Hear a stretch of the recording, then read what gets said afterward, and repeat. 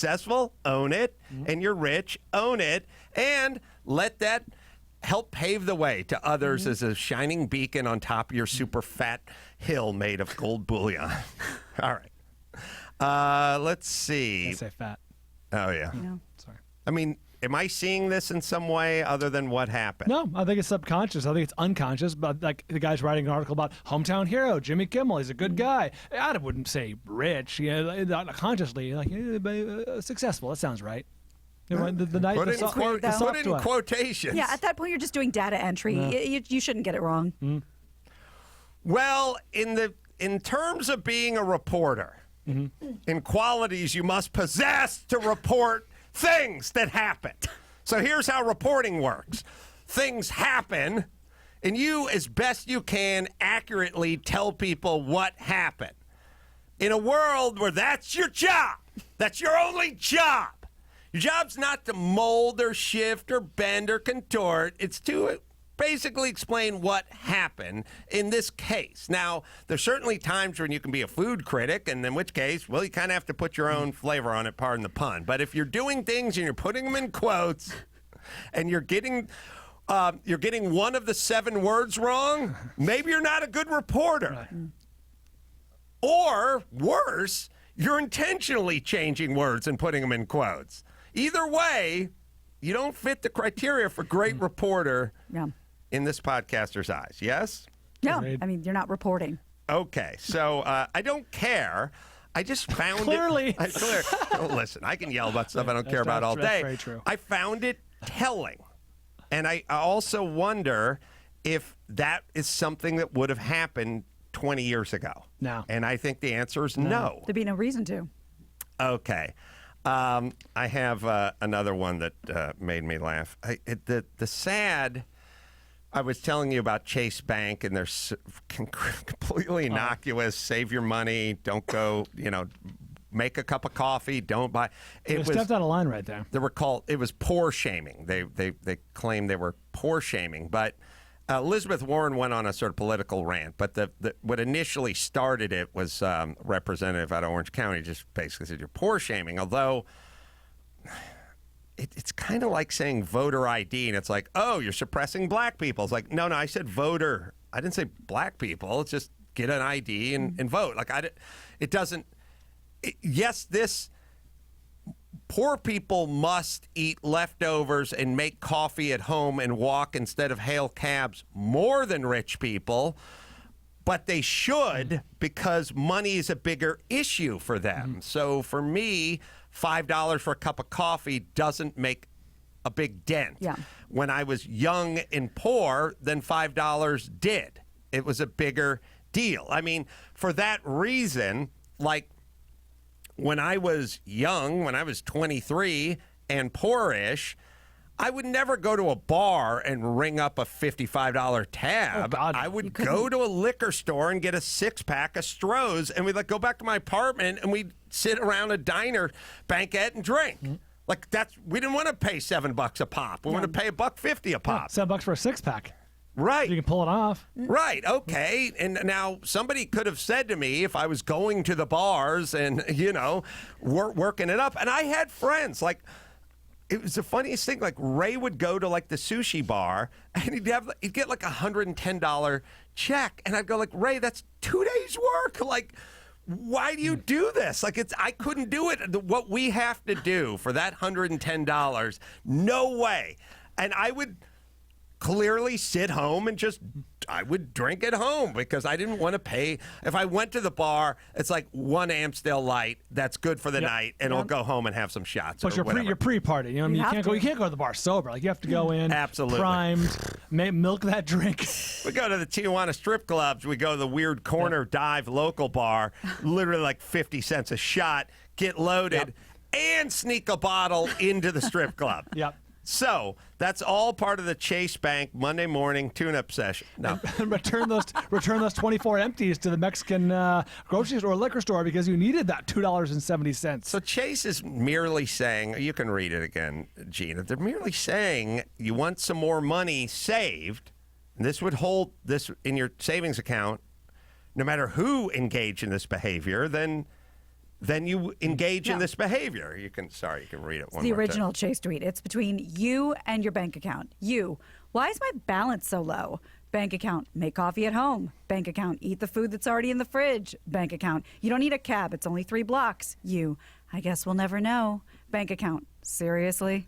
All right, Max, do you have the whatever one? Oh.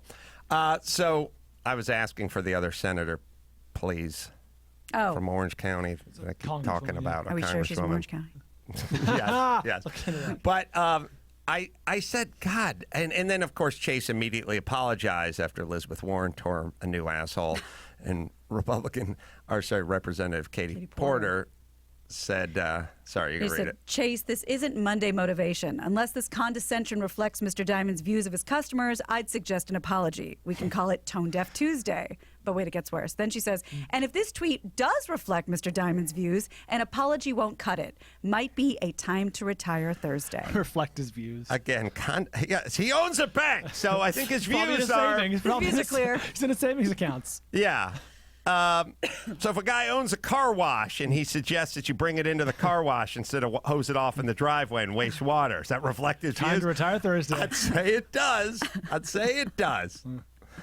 say most people who have who rent out space and cubicles and their easy rent or space rent the or whatever. WeMeet or whatever. I think they'd like you to bring your stuff down there. Be nice. It's kind of part of their business model. Otherwise, it doesn't work real well. But anyway, so I was like, I hate it because Chase, I don't have thoughts about Chase. My thing is they have a place. You can leave your money there. You might get a loan. They want some vig because they are in the business of making money. They'll have an ATM. You can use it, but they want $2 a pop or whatever it is, and that'll be up to you. You can interact with them or not, but they're just a business like any place else that's on the corner. You may go in, you may use them, or you may not use them. And I thought, well, I hate the fact that they apologize to these evil witches, but they're soft, and it makes me think much less of them that they apologize. It'd be nice if they just stood up for themselves. And then I thought, all right, well, Chase isn't sorry. No one is actually sorry that they suggested that people walk and save a little money and eat some food that may be spoiling instead of throwing out. All these things are very, by the way, woke subjects like exercise, walk, internal combustion engines, bad Consume food, less. waste, Don't waste, factory farming, and all this kind of stuff. Cups, plastic lids, plastic stir, all things you wouldn't use. You'd use What you got at home? You'd use what you got at home. It'd be a much better world if everybody did this. If everybody engaged in this behavior, they'd have more money and the landfills wouldn't be as full. But what are you going to do? And so Chase apologizes. They don't mean to apologize. And Elizabeth Warren gets her thong back in a knot, but she's not angry either. She doesn't care that they told him to save money. She's grandstanding, and Chase is grandstanding in a negative way, but they're apologizing. And so both are doing what they do. But I read some of the comments below it, and this podcaster was shocked and appalled. And I read that you have some of I them, do, right? yeah. All right, go ahead and read some of those. All right, so I'm just going to start from the top. Because here was my thought. My thought is, I know what Chase is doing. I know what Elizabeth Warren is doing and Representative whomever is doing. But surely people understand what's going on and go, hey, give them a break so you make your own coffee and save a few bucks. I wish my wife did more of that or something. But people's comments, and this is the jump the shark moment they in our piled on. country's history, is what? Making fun of their lower income customers. What a great bank to never, ever deal with. Making fun of. I live my entire life this way, where people go, you know how it must feel, Adam, when I go, it shouldn't feel like anything. I'm telling you how to get better. I'm telling you what to do. I'm just giving you a roadmap. But you have to hear what it sounds like coming from you. Coming from the rich guy who's figured everything out. Okay, it sounds like something. I don't know what it sounds like. How about it just sounds like, here's a good idea for you? Yeah, sounds Could like it just advice. sound like that? Or it sounds to me like they're saying, Save yourself some money on coffee and food and travel. Yeah. That's what it sounds like to me. All right. But it sounds like something else to everybody else. Yeah, Marcella said, whenever the advice is to stop drinking so much coffee, they vastly overestimate how much money a lot of people have. Okay. Don't forget punishes those with low balance accounts and unstable incomes with $12 a month fees. And then Multa Lama says, well, it wasn't a loan for vacation. That part I agree with. The fees are outrageous. They're special. It wasn't a loan for vacation. When we overdrew our account, it was for groceries. But the question remains, why is it cheaper for the accounts with higher balances? Also, the banks purposely manipulate how they do debits and credits to make overdrafts more likely. Oh, we'll read a slightly less technical and Hey, man, this is a more list I was emotional handed. one, Max Banner. No. Let's see. A lot Your about bailouts. ATM at the Glendale office. All right. Well, we'll see what we can do. Sorry, Max Pat. I obviously didn't instruct you correctly on this one. But I don't want a bunch of... Well, read the last one. I'm going to read the last one. Chase has high monthly fees without a daily four-figure balance. They're already excluding poor folks. Okay. All right, Max, why don't you find some good ones? Well, read the second to last one. Okay. I want to hear it. Chase denied a bank loan for us a few months back for a small business expansion project. Cool to see they got $25 billion as a bailout to help themselves. Everybody's a hater. All right. I like the top one the best. I should have reviewed it. All right, you get the idea. If I was reading ones that were just all hateful and not a lot of technical about overdraft protection and stuff like that. If instead of being sarcastic and doing you versus your bank account, if Chase said, we love you and we care about you and we want to see you succeed. You're honest. Here are some pieces of advice because we love you, Chase Bank. Yep. Do you think that would have been handled differently? Absolutely. We love you. We love your money. We want to see your money and our money grow. Exactly. Well, form a union. That's why there's a Patton Oswalt tweet that I saw earlier, and it's to Delta Airlines, and I was like, oh yes, but hold on, Max Banisar, we'll get to it in a second, but yes, this is what I'm saying is Delta's an airline. I'd like them to be an airline and not my best friend. Chase is a bank. I'd like them to just be a bank and not my best friend. It got a slippery slope. I told you guys it started with the I'd like to have a beer with that presidential candidate. Beer like summit. we don't need to have a beer with him. I know you'd like to have a beer with him. I know he seems like a good guy to have a beer with, but I'd rather have the least likely guy to have a beer with who was best at running things or crunching numbers or foreign policy or whatever those things are. Because you're never going to have a beer with him. That's kind of what I'm saying. This is never going to happen. So why are we basing this on that? Not germane at all. Kind of started there, and now like that bank would be a good bank to have a beer with. I'd like to have a beer with that airplane or the terminal. Or who would I have a beer with at Delta? Sky Lounge? I guess in the airplane. I'd like to have a beer with that after work. Yeah. Yeah, let's not base everything about how you'd like to have a beer with this company. Yeah. I'd like to have a beer with Nissan or Upjohn. You'd probably like to have a beer with Nissan. I would. Actually would. I'd like to have a beer with Monsanto. He's getting upset. I'd like to have a beer with Union Carbide or GE or Nabisco or Laura Scudder's. Is that bitch alive? Pretzels. She make pretzels now? Peanut butter filled pretzels. Yeah. Ooh. All right, let me The tell national you. peanut butter going to mix it up. I'd like to have a doobie with MedMen. That's what I'm saying. Did you know the top reason people are using cannabis nowadays is for health and wellness? It is true. This Mother's Day, forget traditional gifts. Give her a new way to relax. At MedMen, you find quality cannabis and CBD products you can trust, an unparalleled experience you won't find anywhere else. Go to medmen.com, find a store near you. Give Mom wellness this Mother's Day. Surprise her with a soothing bath bomb or a wide range of CBD products available now at MedMen. You can also use the code Adam Carolla at checkout and get 10% off. So this Mother's Day, get Mom a little soothing CBD product. And let her help her out with some of those hot flashes. And get the 10% off when you go with Adam Carolla at checkout. Right, Dawson? Keep out of reach of children for use only by adults 21 years of age and older. All right. So Patton summed up my feelings in general when he answered a Delta. Because look, here's what companies do. Whether you're Delta or Chase or you make douche, you basically go. You're like the good people from Massengale, and somebody goes. Everyone wants the color to be avocado green. And you go, what? That's not a good douche color. And they go, that's what people want. You go, good. Change the color. Like, that's what we do. So you go, we're Chase Bank. We're bank. We want people to save money. We're going to give them some nuts and bolts on some real-world examples of saving money, like coffee and transportation and eating out. And then someone goes, no. They want hearts and puppy dogs and hugs.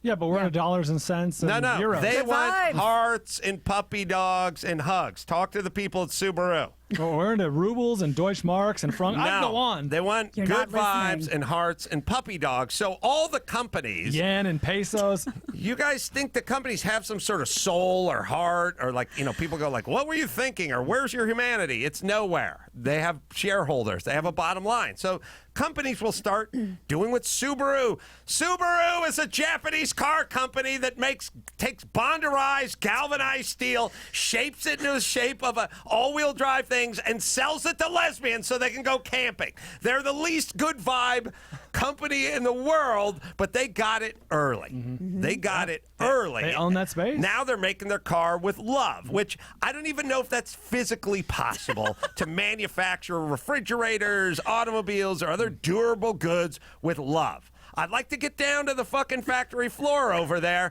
in Japan and figure out which workers were really gushing Infused with love. and really emoting the love, and those that were playing it closer to the protective vest with the name tag. Guarded love. I got to turn my lease back in.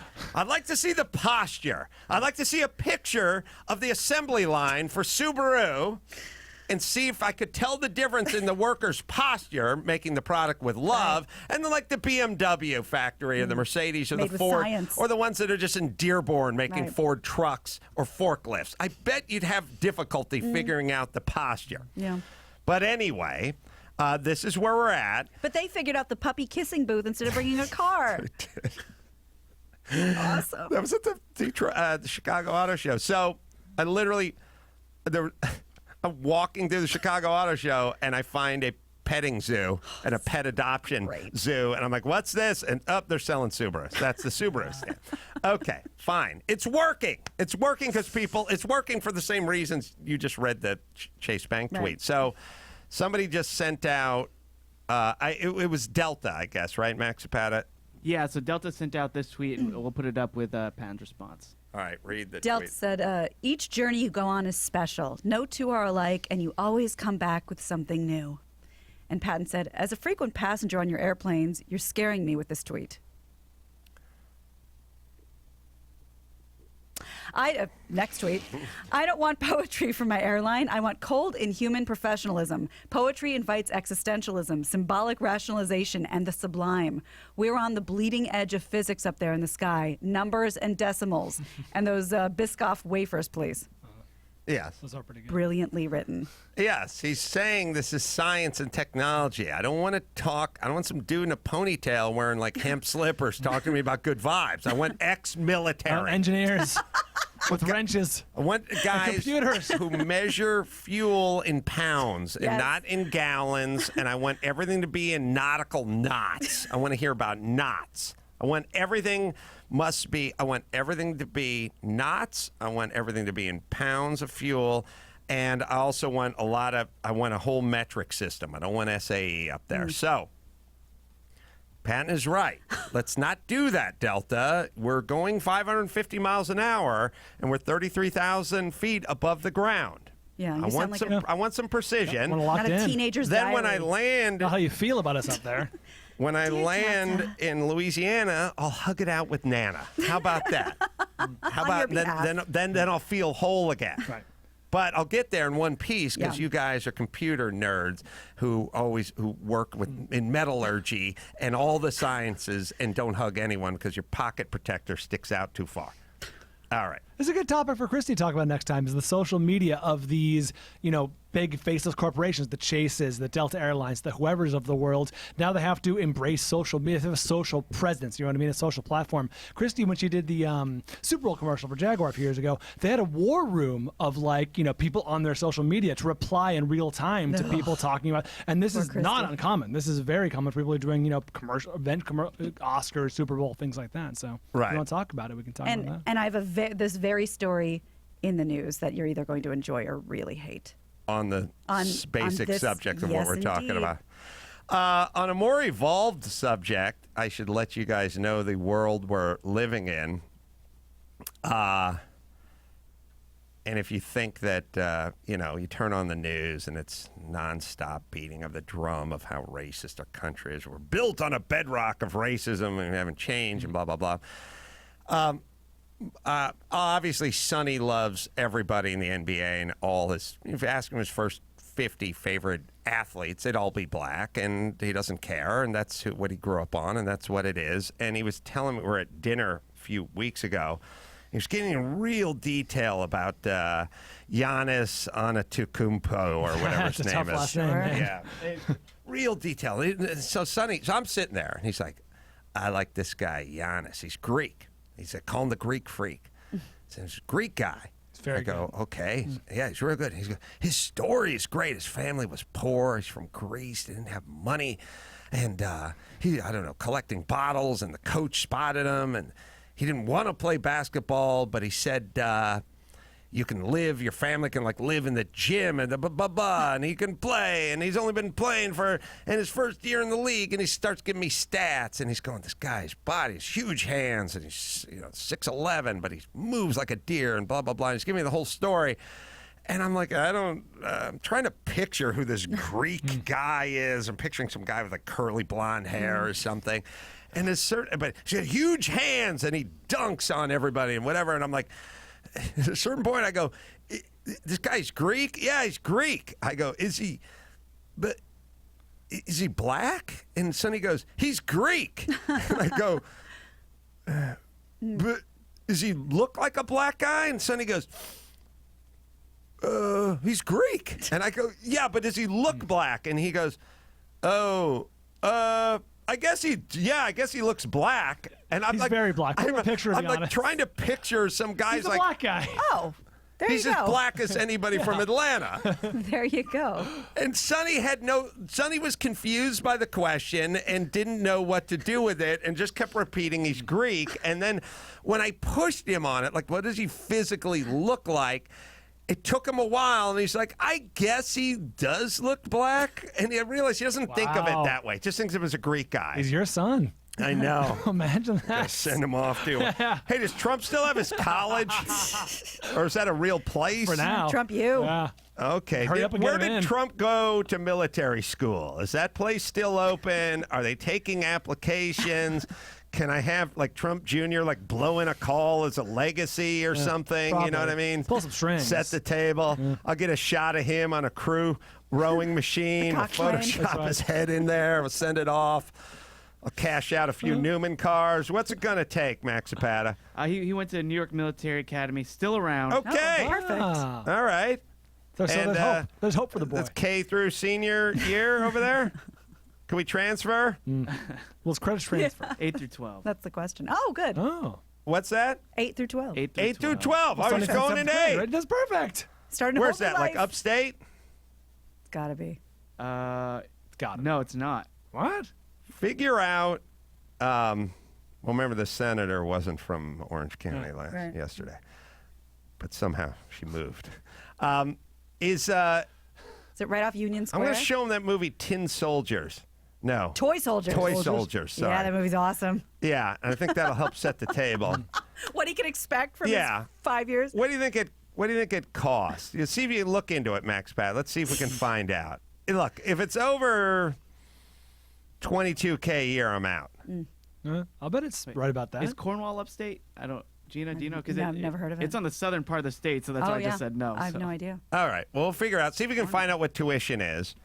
There's preschools here that are 20K. See if they have the financial hardship thing, where we claim to be poor and See if you qualify. yeah. Figure I cut Olga back to halftime or part-time, send Sonny over to the military academy. No. His mom, Olga, takes him. Yeah, You know what I'm there saying? you go. Oh, yeah. That's good. They That's make real the good. drive, or Either way. As long as she shows up at the door. Bus ride. Yeah, she's the one who's got to show up with him. I have a tuition at over 41,000. God! Can you send him part-time? yeah. Again, see if they have scholarships, discounts for poor people. What if I show him his own uniform? Would they pass that along? Would they carve that out? All right. Anyway, yeah. Sonny sees no color. Confused by the question. Yeah. And we're gonna have to intervene at this point. Kid's a little too evolved, if you ask me. Well, I'm just saying, like, practically, like, what if he drives a cab for a living? How's he gonna know who not to pick up? Yeah, buddy, I'm way ahead of you. I'm sorry. All right. So that was my Greek freak, Giannis. And also, you have to picture what my head is doing the whole time. He's going, this Greek guy with huge hands, he dominates with his body. And I'm like, Greek. Who is this guy? Yeah. John Stamos is Greek, isn't he? Does he look like Stamos? Got to. Freakish Stamos. Yeah. I was also, let's see, we got the mailbag here. We got, went back and listened a little more Alyssa Milano. Why? Because like flicking that tooth. Well,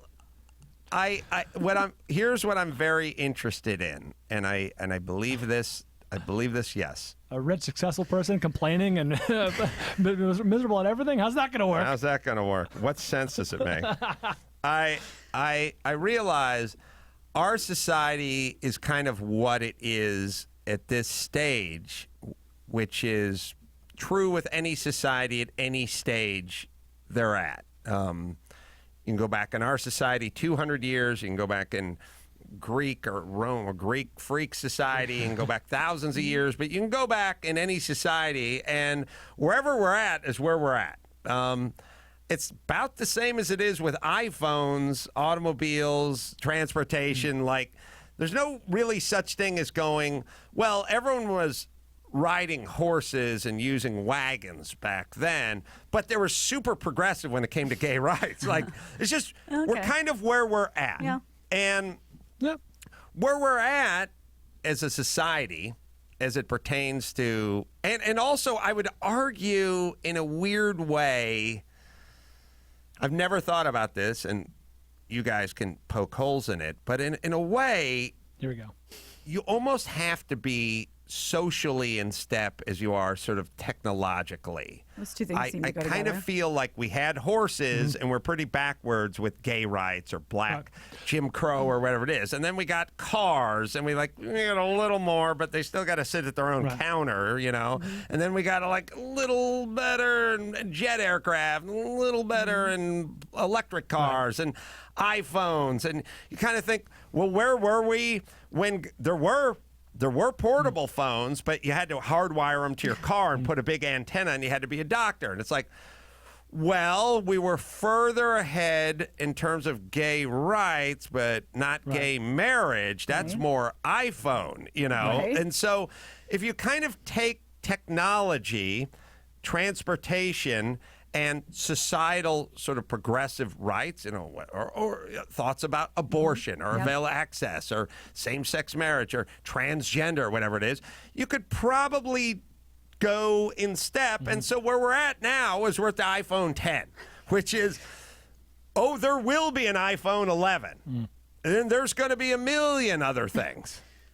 But we're at iPhone 10, and it's pretty good for right now. And that's the way I kind of look at our world. Right. I don't look at it as fixed. I look at it as, oh no, we're going to get to an iPhone 10, and it will be marginally better than the one I have. But for now, I'm not bad. pretty satisfied with where we're at. But Alyssa Milano is not. Right.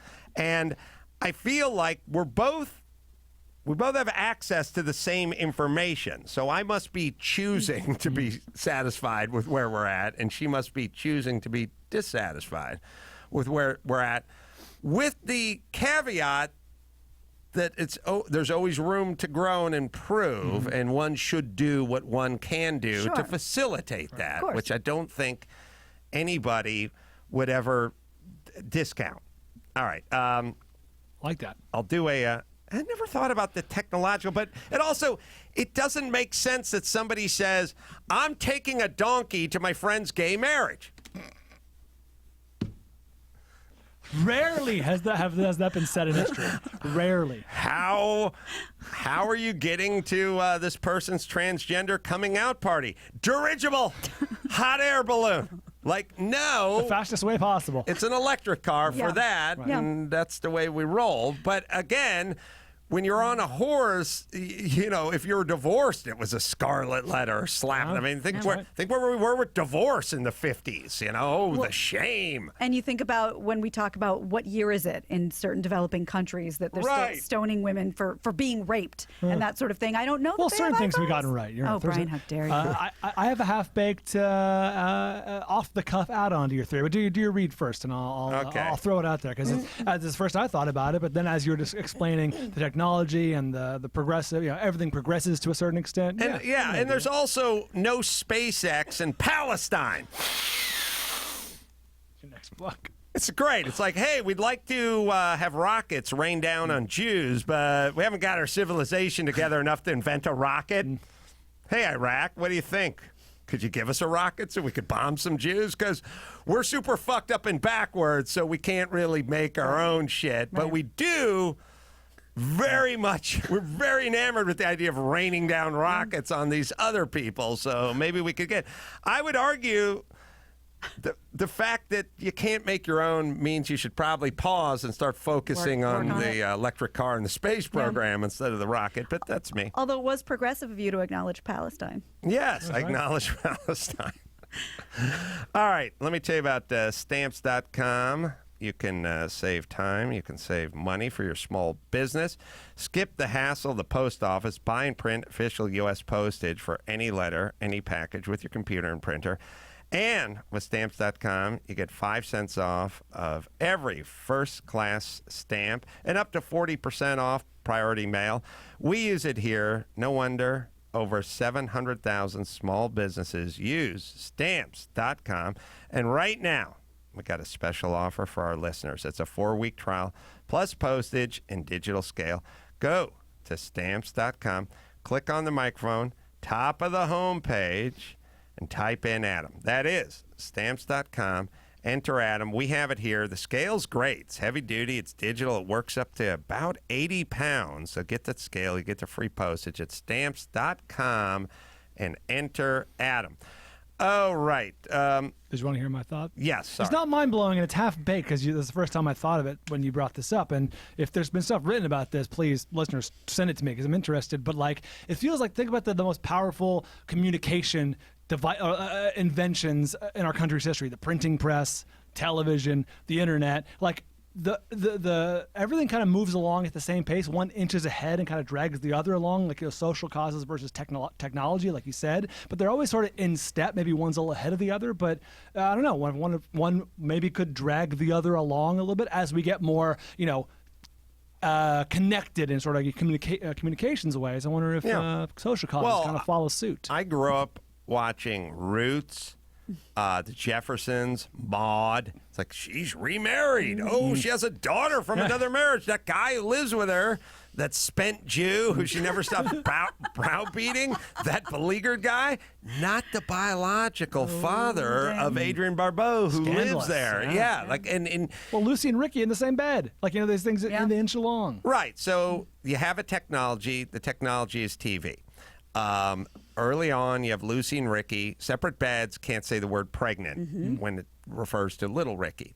Later on, I'm watching Maude and literally making jokes. I literally remember being 9 years old and watching an episode of Maude, and Adrienne Barbeau was single and living there at home, and she was Maude's daughter, and she was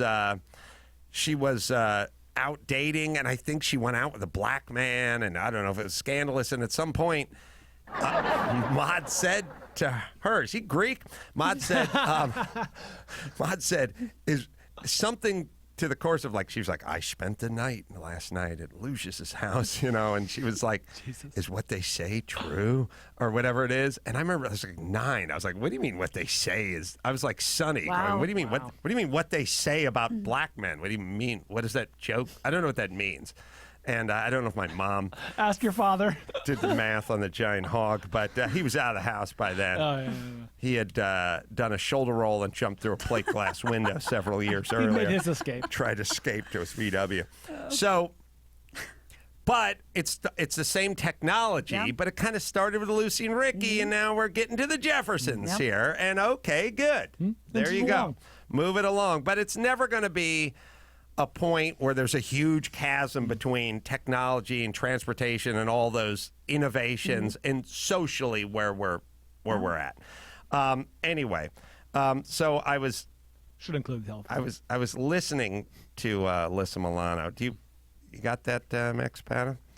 Yep. I think this is her opening salvo, but I just thought I was like listening to the despair in her voice, and I also thought, like, why? she lays it Why on. bring it? A lot of why, vocal fry. Why do that to you? And do you feel that way? I'm not. I don't know if everything's just the theater of the dramatic, or sorry. Go ahead, Max Patton. In the form of each other. I'll never forget where I was that Sunday. In my chest, my heart was on fire. It had been a bad week and a bad year to be a woman in this country. 2017 started in the worst possible way. A man who has not only been accused of sexual assault, but has bragged about it, became president of the United States. The most powerful man in the country, arguably in the world. And then, even in the face of our hard-fought resistance, he proceeded to spend the year trying to roll back our rights. By the time October rolled around and the Harvey Weinstein story broke, I was far from the only one who had had enough. I kept asking myself a simple question. Why are people so terrible to women? Was that a yes or no on the mimosa? I was Or at listening. brunch? I was listening to these guys here. I just yelled, Lynette's at Sugarfish right now in Pasadena. Racking up a $75 tab sushi. What are we talking about? Was it happy here? hour? Is anyone? I don't know who. We're in California. We do podcasts, but I'm trying to think of a woman who I can really think of that's being held back or oppressed or Marginalized. under somebody's thumb or whatever. Most of the women in my world, except for Lynn, my stepmom, she's fucked. She lives with my dad, so she is screwed. But that die cast a long time ago. She is fucked. Now, my dad, it's funny, my dad is ultimately oppressive by not oppressing or doing anything, like in a weird way. The oppression of neglect. Well, it's like, I think if I had to do it over again as a young boy, you guys tell me, would you rather have the dad who liked to, live life like he was going to, he'd show up in a new Cadillac and honk the horn and go, come on, boy, hop in, we're going for a ride. Or like he once bought tickets to the Eagles at the Forum, and he took me out of school that day. And that guy kind of lived his life. But once in a while, he got drunk. And if I fucked up, he got the belt out once in a while. Would you rather live with that guy or the guy who never did anything for anyone Never ever? showed up. Just was never there, didn't have any money, couldn't help. Like if something was broken in the house, they'd go, I don't know. Find somebody to fix it. Yeah, Or if you those, fix are it. if those are my only two choices. Those are your only two. I'm choosing neither. I would choose, of course, probably manic over apathy. It's funny because my dad is the ultimate oppressor by not moving.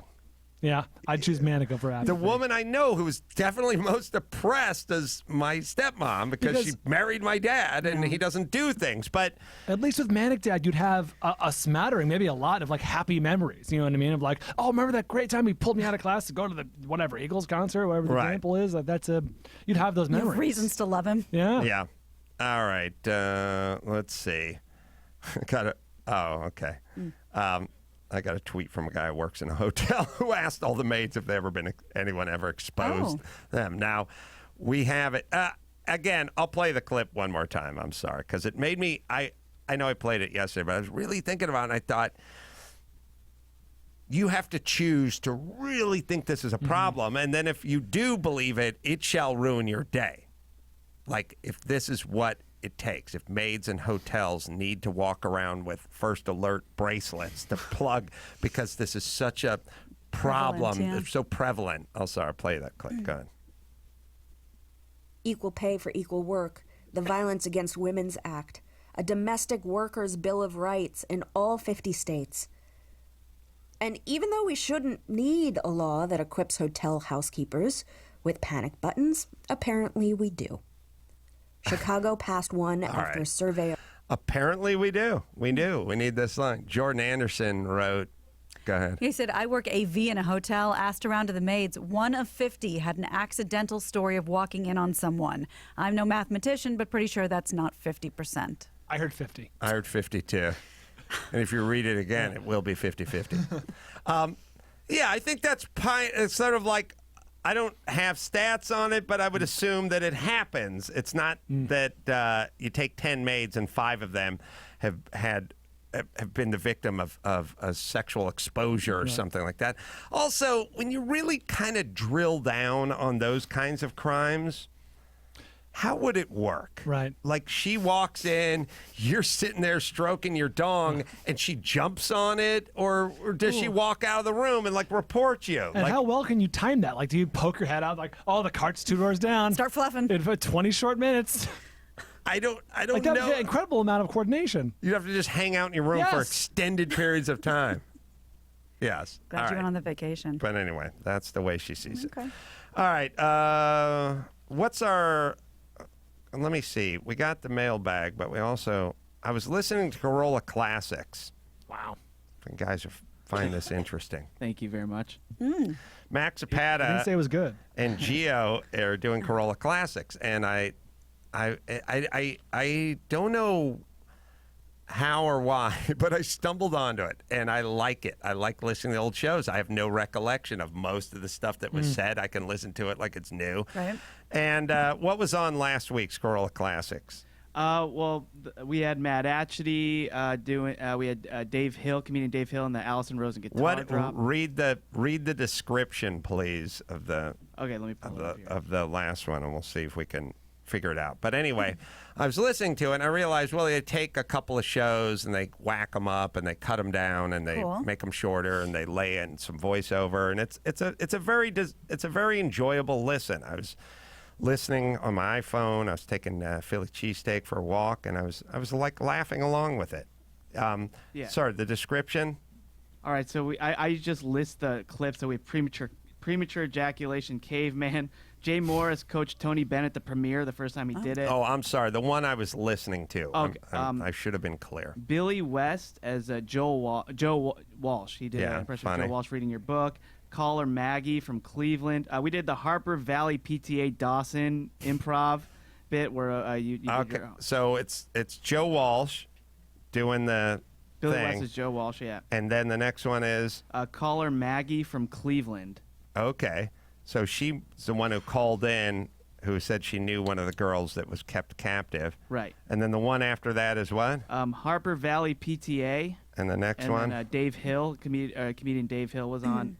That was the same episode. All right. So Matt Atchity's not in the description. Correct. Okay. So shall we hear the initial one? Sure.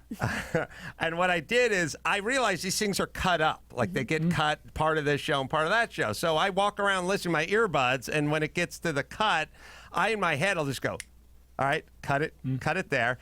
Just, I don't know, what do you got, 15 seconds ahead on it? Yeah, we can just take a You look. have to kind of listen. So I'm talking to the girl who knew the girl who was down being held captive. I'm screaming about horrible dads and what they do. And here it is, sir. All right. We will take ourselves a break. Rotten. Got to give it a... Yeah, a little more. Yeah, otherwise... but the way I'll set this table is...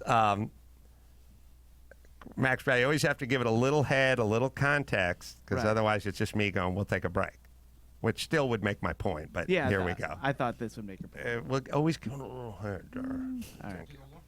Well, or not. It doesn't matter. Yeah, I was it's talking saved. about the call Yeah. You're talking about the call. that's listed in the credits, right? And here's what we're going to talk about. And then I go, okay, let's take a break. Okay. Okay. It seemed like now it's time to move on to Harper Valley PTA, but Sure. here, we'll play it. Go ahead. All right. We will take ourselves a break. Rotten Tomatoes, by the way, RottenTomatoes.com is where you go. That's fun. Go there, check out the movies. Does Matt work Check for out the Rotten Tomatoes anymore? No, he does not. And the Okay. website, again, RottenTomatoes.com, the website, and the game. That can only be found here, my friends.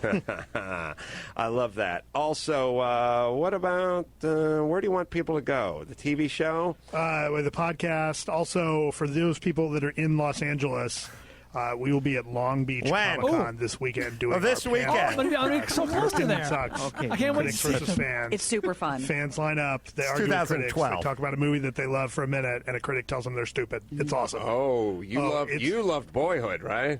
I did not love Boyhood. that out yet? You're Come back on. in Can't the wait to realm see of it. intelligence. Yeah, no, I The movie was hated who long that and kid became. sucked. Yeah, I didn't like who he became, and Yeah. I didn't like the movie. I just thought, look, as I said to Brian, remove the hook part, and maybe you can. But remove the super interesting part, I guess, where you spent 12 years making a movie and just look at it as a movie. This is billed as the phone call from Boring. Cleveland. And I didn't mean, like him either. It's kind of interesting watching someone literally grow up in front of you. yeah, That's kind of it's cool. interesting. Yeah, it's interesting. Like watching someone Whiplash. parasail or something. Yeah, Whiplash is the Yeah, one. but the kid turned out to be a piece of shit, right? I was just like, But yeah, Was I the don't kid know. held Right captive? there at kid? the end of the movie. Yeah. Is that the time? Yeah. I started this with, okay, let's take a break. all right. Yeah. Okay, Gio probably should have cut it there because he was plugging. He Look, doesn't work for that company anymore. He doesn't, but it does He doesn't provide do the context. TV show or the.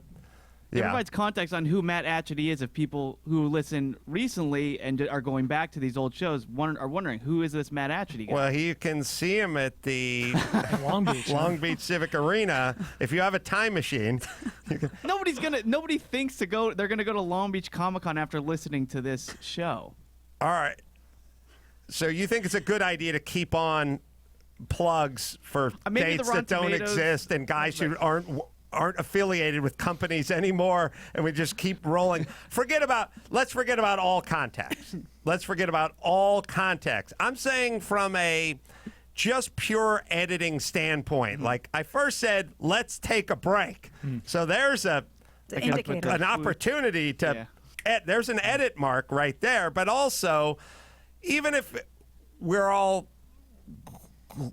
reveling in the glory of dates that have passed in context, I still say it's just a better, smoother thing, especially if you lay it out as here's this episode, we get this phone call from Cleveland, but we end up talking about Boyhood and Matt Atchity and Rotten Tomatoes and dates and things like that. You had an out. I'm saying, I like the show. I'm just listening, going, there's an out there, right? Yeah. All right. Then later on, who were you talking to that made me laugh? Dave Hill was Dave on Hill. the show. Yeah. He's a comedian and he Musician. plays a musician and everything else. And we probably don't have any head on this one either, right, Max Zapata? I was, if you put some head on it, you can kind of scroll forward. But if you pick it up right on the cut, it's kind of confusing. But we were talking about, we're having a laugh about Ira Glass and NPR, and I was making a joke about how those guys are out of control and they're maniacs, and I won't let them in the studio. And it's a joke about NPR. We don't have any head on this one, though. We'll take a listen. Let's All see if right, it's good let's enough. listen. And then there's so here's the context. Talking about NPR hosts and a joke about how they're out of control, and Hill was going along with it, and but we wanted to get to Alison Rosen's guitar, or guitar drop. Doing an impression of David Right. guitar. So here's how but that wasn't in the actual show. The rear guitar part was a ways away from making fun of Ira Glass and them. So we had to cut them and put them together. And this is what it sounded like. Carrie Gross. She needs to be 5150. I mean, she's fucking she's out of control. No, yeah. Speedballs. She comes in here. I get a fucking taser and some pepper spray. Has she been here? No, she's not. No, she's not welcome here. She's not welcome here. Yeah, I no, wouldn't do I've it. heard enough. Not in the news studio. I've heard enough stories. She gets transported like Hannibal Lecter. We speak to her through Lexan. You know what I mean? And even then, you don't feel safe. You know, when you're in Utah or Detroit, it's hard to explain to people about, $4 million fixer-uppers. But, yep, they do. No, I mean, just the grout work alone on that place was like $200,000. Yeah. I think. At least $200,000 worth of sponge troweling. Yeah. Is that a special kind of grout or just the way it's applied? Sanded. Okay. Here's the thing you might not Mm-hmm. know about Dave Hill. He's not just your average comedian author who also plays in a band. He's super duper good at guitar. Oh, Like it thanks. sounds Oh, like really? this, like. I'm pretty Really? sorry. That sound like shit. That's what we wanted to get to. So then I had a super confusing conversation with Max Zapata about why do we have grout Right. talk I was in confused. the middle? With Why don't gross we just talk. go right to her going, think about Dave Hills. He played, we're in the grout. Now it was, I was more confused that Chris was confused. Chris had no idea what I was talking about. I was like, well, obviously there's a cut there because we're talking about NPR and then we're talking about grout. Something's there.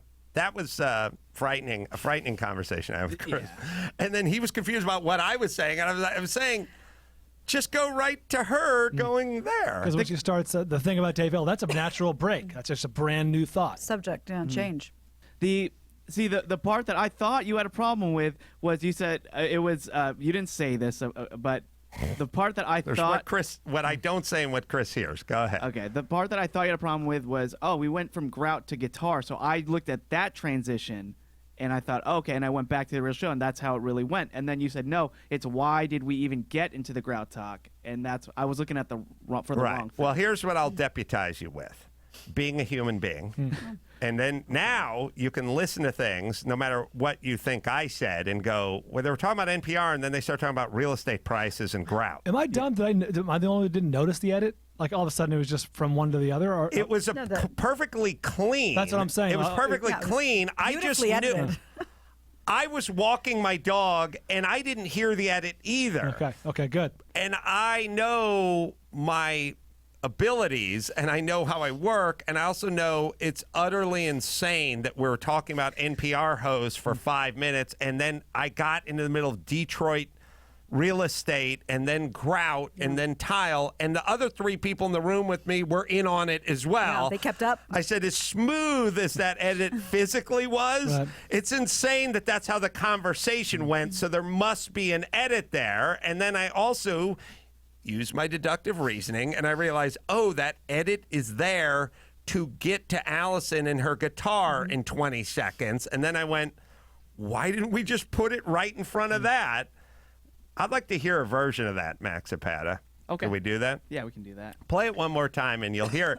Again, there is no bump. I wish there was something that lets you sonically know, but if you were reading it like a transcript, it would sound insane from the discussion. Also, Max had no idea what I was talking about when I was telling you. After listening to it, by the way. I was listening to the wrong part. You were thinking, that's how the edit is. Why was that chosen as the edit point? That's Gio's Okay. edit, and oh god, Gio, I know you're listening. I'm sorry, man. I don't. No, look, he's going to get better as an editor, which is look, on the first one, you had me going, let's take a break.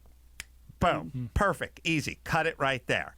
The second one, you had us get to the end of NPR talk, and then Allison go, hey, you didn't know Dave could play the guitar. It would have sounded like we were just switching gears to that subject, but instead we talked about grout, Yeah. and then we got to the guitar. All right, one more was time. head. Sorry. You can make the cut. Wait till you see how great this sounds when you make that cut.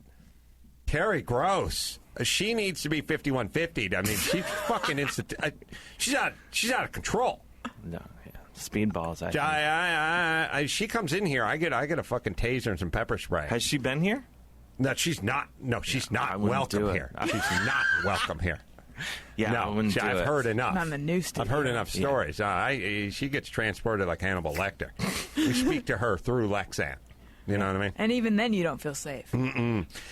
You know, when you're in Utah or Detroit, it's hard to explain to people about, $4 million fixer-uppers. But, yep, they do. No, I mean, been a even non just the sequitur. grout work alone on that place. But was he's in on it. $200,000, Yeah. I think. They're the At best least improvisers $200,000 in the worth of business. sponge troweling. Yeah. Is that a special kind of grout or just the See, now he's saying just the grout work alone, and Allison knows what we're talking about, too. So that's an indicator to me that there was a conversation before this. The world's best mundane improvisers Sunday were Company. in the studio. The Monday Company. The mundane company. Now, and then Allison brings up the guitar. way it's applied? Sanded. Okay. Here's the thing you might not know about Dave Hill. He's not just your average Here's the comedian thing, that's a author who perfect also plays in a point. band. He's super duper good at guitar. All right, now when you cut that, you'll go, oh, Crystal clear. I already did it in my head 10 times. Now, the good news is we can help correct this. Gio will learn.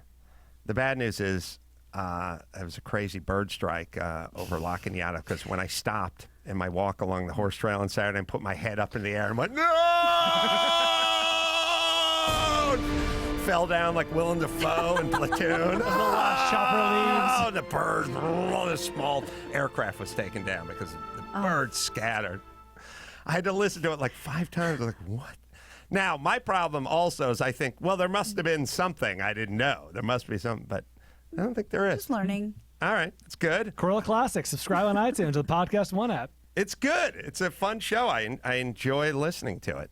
And also Max Zapata and Gio do a great job of setting it up and narrating and all that kind of stuff. Yeah, I want to take this time now to say thank you for listening and for letting us use your platform to share these clips with. It's totally enjoyable. All right. Did you make that cut? Can you make that cut? We're making it right now. Can't be a hard cut, right? All right, we got it. Okay. Let's see how long it took. Heard enough stories. She gets transported like Hannibal Lecter. We speak to her through Lexan.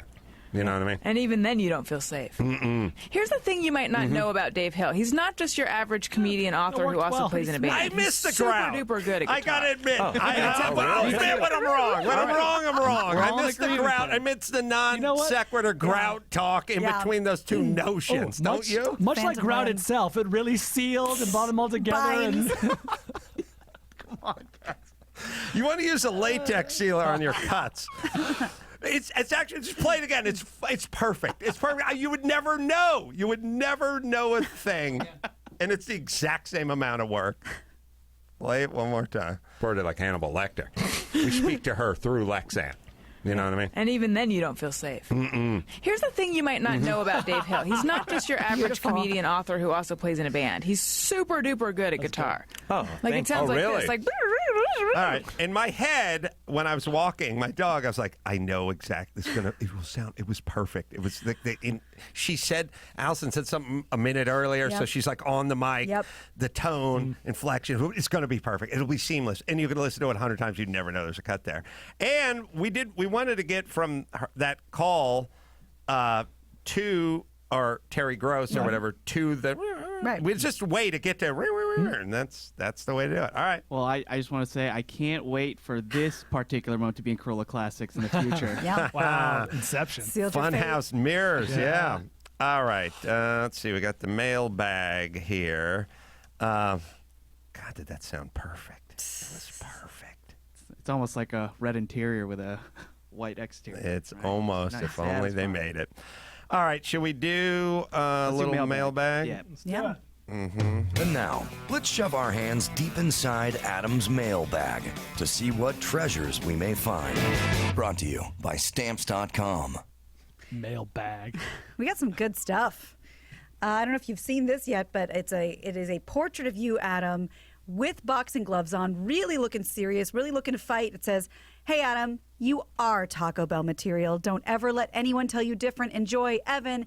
And it is painted out of Taco Bell sauce. He included the sauce packet. I love it. pretty awesome. And if you didn't Wow. include the sauce packet, it would not resonate as That's it does. good. So thank you, Evan. I saw that online, and I loved it, by We the way. got to hang that. That's very, I very shall cool. put it up. Look, we put up everything here, the hallways of this shop and the other shop and the studios and everything. They're adorned with these pictures. So thank you very much, Evan. And I appreciate it. And if you guys That's an wanna- effort, man. That's really well done, too. it's really well done.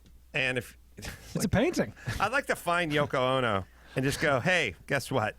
A guy did with a packet of taco sauce creatively, which you couldn't achieve in 86 years Yeah. of trying. And This she guy responded was stoned, Good stuff. Very. and he used a taco packet, and he's better than you artistically. And if you want to get not Taco Bell material, by the way, please go to Chassis, 2 S's and Y, or iTunes or Amazon. Go watch it, please, and then tell me about it. I love it when you guys see that special. Go ahead, Gina Grab. It says, Adam and the rest of the ACS crew, I was sifting through some scraps in the wood shop when I found some pieces that can only really be used for small projects like cheese boards and coasters that are included in this package. I've never paid anything for the enjoyment I get from listening to the show, so I hope y'all enjoy your gifts. This does not count. This is very cool. He added so there is a very, very cool Carolla Drinks sort of soldered, I suppose, stamped cheese board. Wow, I love it. It's very cool. And there's an Eat Your Feelings one. It just says Eat Your Feelings underneath. Very, very cool. Do you have And to serve cheese on this? I think it's I think probably, it best. Maybe a some lot of Spanish things, almonds and some coasters. Beautifully done. Ah, the coasters are cool. Nice. Set of 4. Yeah, thank you. Thank you. What's Who- the That what's his is name? from Joe, and he can't wait to see you in Denver in June. Yay, Joe, and we love Denver too. And finally, I think you guys are going to like this. It says, Dear Adam, we met last Friday after your Thunder Valley show. Nice work, by the way. You directed me to Loxamana in order to give you some rum. So here we are, 2 giant bottles. As a small business owner, I get a lot of encouragement, wisdom, and stress relief by reading your books and listening to the show. The enclosed rum, 4 bottles. Wait a second, I only see 2 here. Don't let Loxamana tell you they're a reviewer. Is my very way of saying interesting. thank you to you and the rest of the crew. After many years working at large liquor companies, I have left and gone all in on Batiste rum. Clean, easy, versatile drinking that doesn't hold you back the next day. I only ask that if you think the rum sucks, you don't tell me. If you like it, share it with a friend. His name one more time. I'm sorry. That is John Lawson. And the rum is Batiste. Yeah. Spelled like it sounds. Very cool. Thanks, John. Appreciate Yeah, it. Thanks very all cool. you who send us stuff and come and show up at the shows and bring like homemade jerky and T-shirts and all kinds of stuff. There was a little issue with one of the T-shirts, and we're in a kind of feel-good moment here, and We'll grab it. perhaps I Shouldn't even mention it. shouldn't have even mentioned it. And obviously, the heart of the person who made the T-shirt was in the right place, but there was a little bit of an issue. Why don't we play the outro here, and then I'll tell you about that.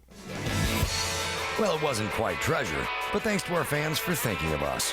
To have your mail featured on the show, send your packages and letters to 10061 Riverside Drive, number 276, Toluca Lake, California, 91602. Brought to you by Stamps.com. Does were we able to get Piven here earlier? Max Zapata, do we have any discussion on how that was going to work or thoughts? Might be out greeting him now. He's running. I saw. Yeah, I He's saw his running little hair around, fly by. or we're doing we'll do the news and then we'll bring Piven in, or where are we at with the Piven? Still waiting on Piven, so we'll take a break and do news after. Well, he's not replied to the come earlier thing. No, not Okay, that I know. so we'll take a break. We'll figure out a way to get that on the screen, because we're like an hour and a half ago. We're going to reach out to him and see if we can get him in, but I guess we couldn't. Okay, He was in a meeting, so I He was think in a we should- meeting. yeah. Okay. All right. Let's put it on the screen next time. Copy. We'll figure it out. And what we'll do is we'll do the news, and then we'll bring Piven in. First, I'll tell you about Castrol Edge. You can tweet us at the Adam Carolla Show with Castrol Challenge.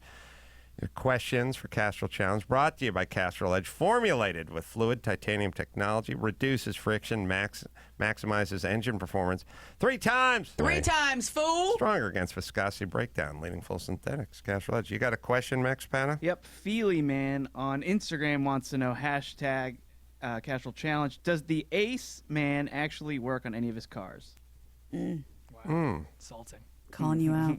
God, yeah, I got, boy, man, that goddamn Porsche's all taken apart over at the other shop, and I didn't do anything on that car. I do work on parts. I do work on cars, and I guess the answer is generally yes, but not nearly as much as I used to. And I don't do the stuff that's no fun anymore. I only do the stuff I want to do. It's kind of the same way with home improvement. I don't do the demo anymore, but I do put up the base and the case molding and like that kind of stuff. So Do you work on any of the cars specifically for races? the Porsche is been taken down a lot, and it's getting put back together, and that car's getting prepped for Laguna Seca, and yes, that car's being specifically worked on for the Rolex Historics. And Max Pat, I'll find you guys some pictures off my phone, and I'll put it up there, and you can check it out. But I mean, it's like strings and lasers. It's all there's a lot of technology involved with it, and you can barely see the laser, but there's a laser going across the middle of the hub and then onto the car itself. And we're trying to get all the suspension put back and put together, and it's a lot of measuring, it's a lot of math, and it's ultimately satisfying. I don't know, for some people who don't like it or not into it, it means nothing to them. For me, I'm totally into the mechanics of it. All right, we'll put those pictures up at adamcarolla.com. You can see the Porsche all kind of taken apart. So the answer is yes, kind of, and not as much as I used to. Thanks, Casserole, for that. We'll take a quick break, come back with the news, and then Piven right after this.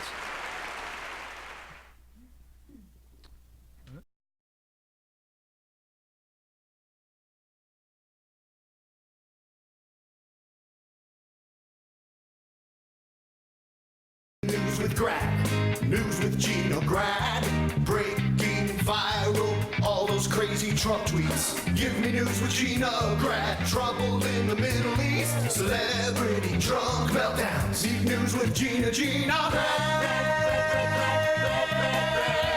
The news with Gina Grad. Oh, Max Zapata, we'll put the picture of the shirt up on the website as well, but the shirt that somebody sent me that Kaylin was holding up was a picture of me looking very stoic in my fire suit, and then my that's that great picture from England? Yeah, my 935, and this picture of Newman. And then there's a Paul Newman Datsun 280ZX Championship, C Production Championship car below it. Paul Newman won 4 national championships. I own 3 of his national championship cars, and I also own 10 Paul Newman race cars. There is a 4th championship car. It is a 1979 280ZX, which won in C production in 1979. I do not own that car. It's so close to you in that T-shirt. I not only you can reach out and touch it. Not only do I not own that car is owned by an insane man who lives on the East Coast who trolls good Matt D'Andrea, who writes him, Carolla wants that car, 7 million large. I need it today. Otherwise, it's going to Brunei. It's getting on a C-130, and it's being shipped off. And Matt's like, that's an insane price. We're never. Then he calls Matt a douchebag, and then he comes back 2 years later. He's like, 5 million. That's my price. Lock it off, or get the fuck out of town. And Matt's like, that's too much. We have an interest in the car. We can't. It's going to China tonight. Tonight, it's going to China, and like, it's true that there are 4 championship cars. It is true that I own 3 of those cars, but it's also true that the person who owns the 4th car is verbally abusive and insane and trolls Matt on Twitter. If you find some of those tweets, Max, you don't have to find it real time, but it's like insane. His numbers are way, way, way off, and each time there's a threat of it loading up and going to a foreign land and never being here, and that is the car that they chose to put underneath my smiling face. Maybe that's who sent you the shirt. So I appreciate where their heart was at, but Number 4. boy, did they pick the wrong car no. for me. Sorry. Good job, Kaylin. All right. Yeah, good job, Kaylin. So CNN reports that former Baywatch actress Pamela Anderson met Julian Assange at the high-security prison in London he's staying in on Tuesday in his first social visit since he was hauled off out of London's Ecuadorian embassy and arrested in April. On Tuesday, Anderson was accompanied by the WikiLeaks editor-in-chief, who said the pair were quite emotional following the visit. So apparently there's speculation that they've struck up a little bit of a relationship in the last 7-year stint at the embassy. Here is a clip from Anderson's small little press conference. Obviously, it's been very difficult to see Julian here, and to make our way through the prison to get to him was quite shocking and difficult. He does not deserve to be in a supermax prison. He has never committed a violent act. He's an innocent person. He hasn't access to a library, computer, any information. He's really cut off from everybody. He hasn't been able to speak to his children. And public support is very important. Fundraising is very important. Jesus. Now, she's going to fucking spring Julian Assange, and Kim Kardashian's going to free every black person who's jailed. What happened to just 17. shaking your ass a little bit? You know what I mean? Yeah. Good old days. The good old days. Hit the bikini, hit the beach. You know what I mean? Let's just relax over here. Listen to you advocate. But who would you rather listen to, Mark Garrigus or Pamela Anderson? I want Garrigus' voice coming out of Pam Anderson. That's what I want. Okay, I think that's what everyone All wants. the information. That's right. I want to have sex with Garrigus. Right. And I want to listen to Wait a Pam second. Anderson. Okay. So Wendy Williams' estranged husband doesn't want to walk away from their marriage just yet. He wants to walk away with some cash. According to TMZ, Kevin Hunter has filed his response to Wendy's divorce petition and has requested spousal support as well as child support for their 18-year-old son. And if that isn't enough, he'd like Wendy to pay for his college expenses. Kevin may need the money after losing his gig as executive producer on Wendy's talk show. She filed for divorce last month after Kevin allegedly fathered a child with his alleged mistress. And I don't remember if we talked about this or not, but there was also some rumblings that he had been poisoning her. There was this wellness check done. The cops showed up at their house. He refused to let them talk to Wendy, who was laid up in bed without him in the room. She was very shaken by it. She kept saying, no, I don't know what you're talking about, but they were really pressing her. Like, this seems like a very weird situation. Yeah, she's a troubled person, I would say, after what small interactions I've had with her, screaming at me on the internet for wearing jeans and a long sleeve shirt on her show. So there's obviously something going on with her mentally, chemically, whatever. I would hope that the lesson you guys all learn from all this stuff is, I don't know, maybe in a weird way we're not supposed to have as much as we have as often as we have it. Maybe simple life, Dawson going to the all-night burrito stand and buying a baker's dozen of burritos and eating them over the course of weeks and months. Maybe those That's how we're destined Maybe they to got to live. figure it out. kinds of lives. Like I remember when I used to have, I'd have big thoughts about getting a camper shell for my truck. That was a whole month. Pie You know in what the I mean? sky. Like, what do those camper shells cost? I should get a steno pad and write down different models. And then I'm not going to buy a used one. I'll get one off the recycler. What kind of guy has one of those? Am I that kind of guy? Got to call early and make sure on Thursday when it comes out, see if that camper shell's still for sale. Guy says he wants $750 for it. Or it's going to China. Let's It's going overseas. Smells. You just called Matt DeAndre a douchebag. I'm like, those were thoughts that just consume my whole day, and then it's like, maybe I'll go to Henry's Tacos for lunch. Ooh, Do I have the money for we're that? rich for your blood. And those were my thoughts all day. It wasn't 15,000 thoughts simultaneously. It was just thoughts like that. And one could argue it's a simpler, easier kind of place to be. It's certainly a quieter place to be. Yeah. Like if you think about people going, well, you got to go to the ocean every once in a while. You got to just sit in the sand and stare at the ocean and go, okay, that's a quieter place. Well, if you have 25,000 things going at once and you're consumed with getting the fourth car in Newman's 4-car championship series, then it's going to be a little louder where you're at. So You you know think what I mean? we're getting more than we can handle faster than we can handle it? Judging from Alyssa Milano's approach, her half-empty glass to rape, or maybe it's full. I got to think about how that math works. But either way, guessing, and all the people that were outraged over Chase Bank explaining you should save a little money on coffee, and again, once again, all banks, celebrities, and politicians do is pick up on that agitation and then make proclamations to stay out in front of it. Yeah, I'd say we're there. Okay. I'd say we're there. I can support that argument. Speaking of big proclamations by companies and tweets, Chance the Rapper has more juice than maybe he even realized. Wendy's is bringing back their spicy chicken nuggets thanks to his tweet. We talked about this. This is all he wanted to manifest in his life. And then Amy Schumer tweeted back about workers' rights for the Wendy's employees. And Wendy listened to one of them. Wendy listened to Chance the Rapper. The popular item got pulled in 2017, and then when Chance the Rapper tweeted, "Positive affirmations today, I will have a good day. I will succeed. Wendy's will bring back spicy chicken nuggets at some point. Please, Lord, let it be today."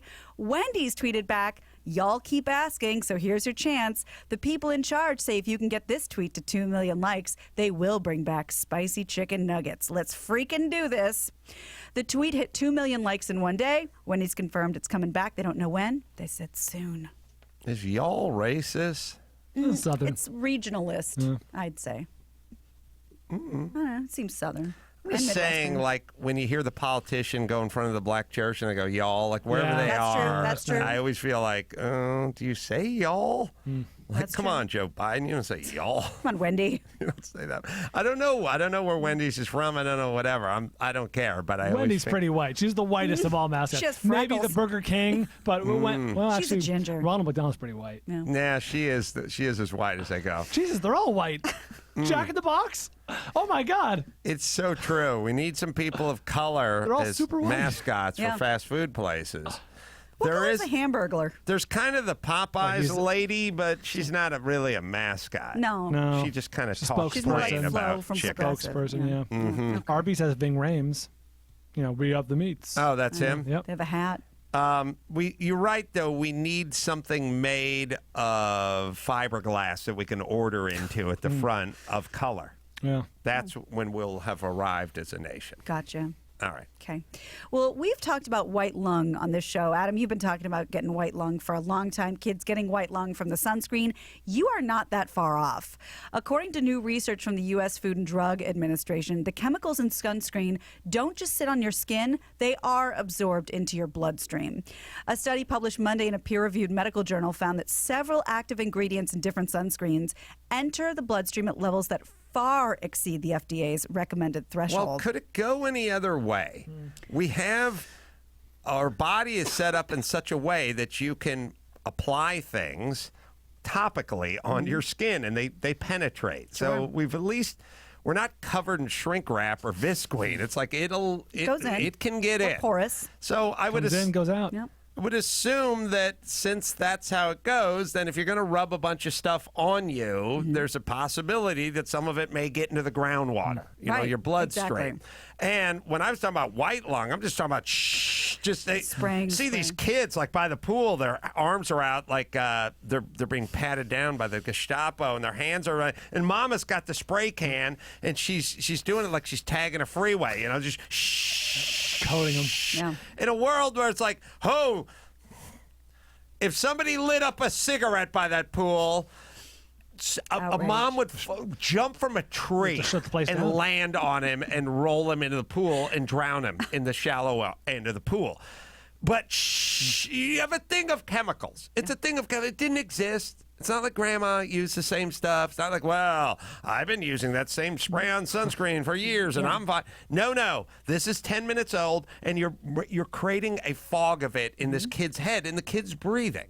So obviously they're ingesting some of this that way. Yep. Now you're talking about pushing it through the Right, skin. topical, I'm talking white lung from Right. inhaling the Inhaling it. stuff, and I'm using your own math, which is if third-hand smoke is a first-rate killer because it's trapped in the curtains of the upstairs apartment above yours and you have a young toddler, then I'll bet living in a fog of this stuff would mean that you would have to ingest it. Yeah.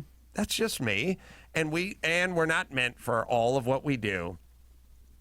Most of the stuff, look, it's all it's all of Madison Avenue and all of Lever and all these companies. It's all based on scared mama. It's scare mama. She's got the checkbook. Scare her. She'll go to the store. She'll buy her shit. They'll apply it to the kid. She'll do anything for the kid, and she'll do anything if she's scared. And we're gonna tell her all about what this kid needs and what they need to apply and what they need to put on themselves and what they need to make themselves smell good and beautiful. And then we'll do all this. You're not wearing deodorant. And then we'll sell billions of dollars of junk to scared mama. That's what it is. It's 100% what this business is. Yeah. Sorry. Well, you're right, and this might scare you too, on the other hand, because, of course, they're saying that doesn't mean you should stop using sunscreen. However, researchers measured the concentration of 4 different active ingredients in the bloodstream, found that 3 remained in the bloodstream up to 7 days. 1 chemical showed up in the breast milk, and they said you hit your limit of having it in your body after 2 hours. So if you keep reapplying, it's just getting worse. And meanwhile, that chemical, the one that shows up in the breast milk, it's oxybenzone, that's also the one that scientists believe to be toxic to coral reefs. That's why Hawaii's banned that kind of sunscreen that contains it, because all the coral reefs are turning white instead of vibrant colorful. Right. So all the folks that are talking about coral reefs or the environment or the ozone or anything are going to make a big statement. Oh, they aren't going to say shit. Because they don't care. Yeah. And by the way, this doesn't follow their theme. Their theme is we got to make sure there's no nuclear power plants built, not this shit being applied. They pick and choose. It's secondhand smoke and no nukes. You have the part where you rub the poison on your kids and they absorb it. Not interested. Cool. No. Not interested. That's what good moms do. Right. That's good bad. That's good bad stuff. I would imagine, you guys would know this better than me, but I would imagine a lot of it I'm sure comes from scare tactics for sure, but I would imagine a lot of it comes from peer pressure and shaming your mommy friends. Oh, well, that's part of the scare. Yeah. Look, they do kind of the scare meets love, and then society just kicks into overdrive. Every time I tell people I don't use shampoo, everybody goes, oh, it's so gross. And that would affect me if I didn't think you're a fucking imbecile and I was a genius and I knew everything. So if I had little cracks of doubt that we're entering, I would go, oh my God, everyone thinks I'm gross. Instead, I know everyone's fucking stupid, and so I just don't do it. But that's how it works. Most people aren't wired that way. Once everyone starts, when people start casting that eye upon them and they start judging them, then they cave and they do it. Yep. All right. Great. Sorry. All right.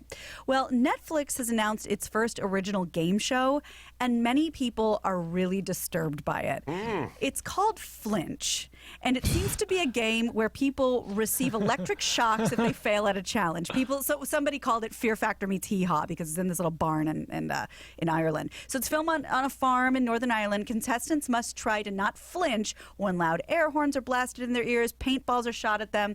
John McEnroe hosted a show like this. It was he did? It was your heart rate. It was in the, you're strapped in that chair. Was it called The Chair? I remember And like you could, like alligators and shit like underneath. You couldn't go over a certain heart rate. But I'll show you. I'm going to show you guys the trailer. Maybe we can put it up. The trailer shows people sitting in a makeshift barn holding out these 2 rods inside of these metal circles. So if they flinch and the rod hits the circle, they get electrocuted. Oh, like an operation. Yeah, exactly. And there's Jack in the Boxes. There's rats. There's all kinds of stuff.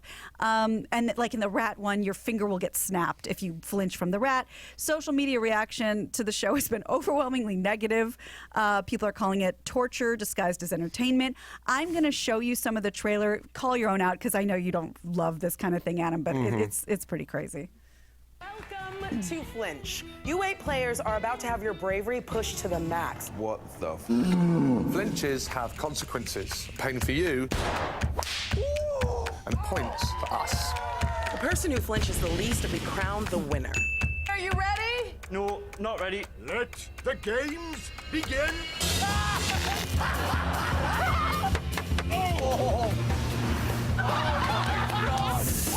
I'd be good at this game. You'd be great. Because once you tell me mathematically it's not going to happen, then I'd be fine with it. Yeah. Yeah, I don't stand a chance at this game. So it's just all these little torture games and people freaking out. Again, I know you guys don't watch the show. It's very Black Mirror. It's very dystopian entertainment future. Yeah, you do well at this game. Your low resting pulse would actually benefit you quite well. Yeah. Somebody talking. I'm saying you should compete on this game. You should contact the producers and say, I'm kind of made for this. You said Piven's here? No, it's not at all what I said. He may be here, but I'm saying. Got to get the air horn again. Wake up, Adam. Yeah. No, you can always tell how people are because if there are like a few people walking and a car backfires when it drives past you on the street, 3 people will jump and I won't move. But it's not me trying not to move. I'm not wired to jump. Yeah. And the people who do jump aren't trying to jump. No. It's reflexive. That's what happens. All right, Piven is here. I'm going to do a one-on-one with him in a sec. So why don't we do one more, and then we'll get to Piven, our one-on-one. Okay. Well, for you Bumble users, men and women, there's an update coming to that dating app soon.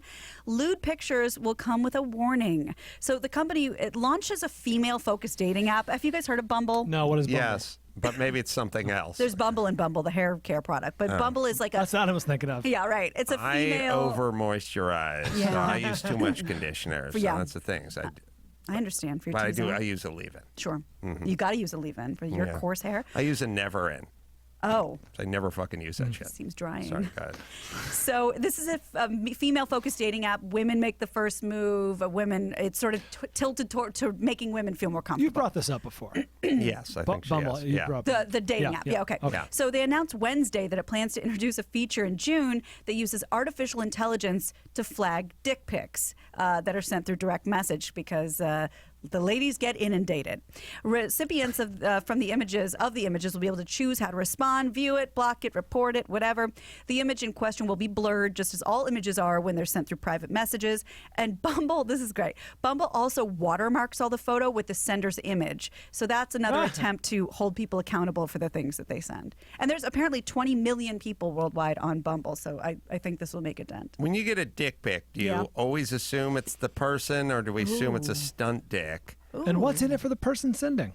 Like, what's the best case scenario? What's the best outcome? Like, There's a small-ish population of our men, in this society who want the maid to walk in when they're walking out of the shower. 50%. It's about 50. Yes. No, it's a very small group, but they somehow find pleasure in that. And they find pleasure in you witnessing their dick, sort of whether you like it or not. And it's probably some dominion they have over you. Like, I control you because you can't unsee you've this. seen a picture of my dick. Not the same... That's sort of the same feeling. Sorry, Brian, you couldn't get a clean job of that. You know, when you Fix meet, it. I got to edit point. it's like I always say when you meet guys who just date Asian women, it kind of says something like they don't do a lot of talking, how to turn. You know what I mean? Like, Submissive culture. yeah, like a lot of respect.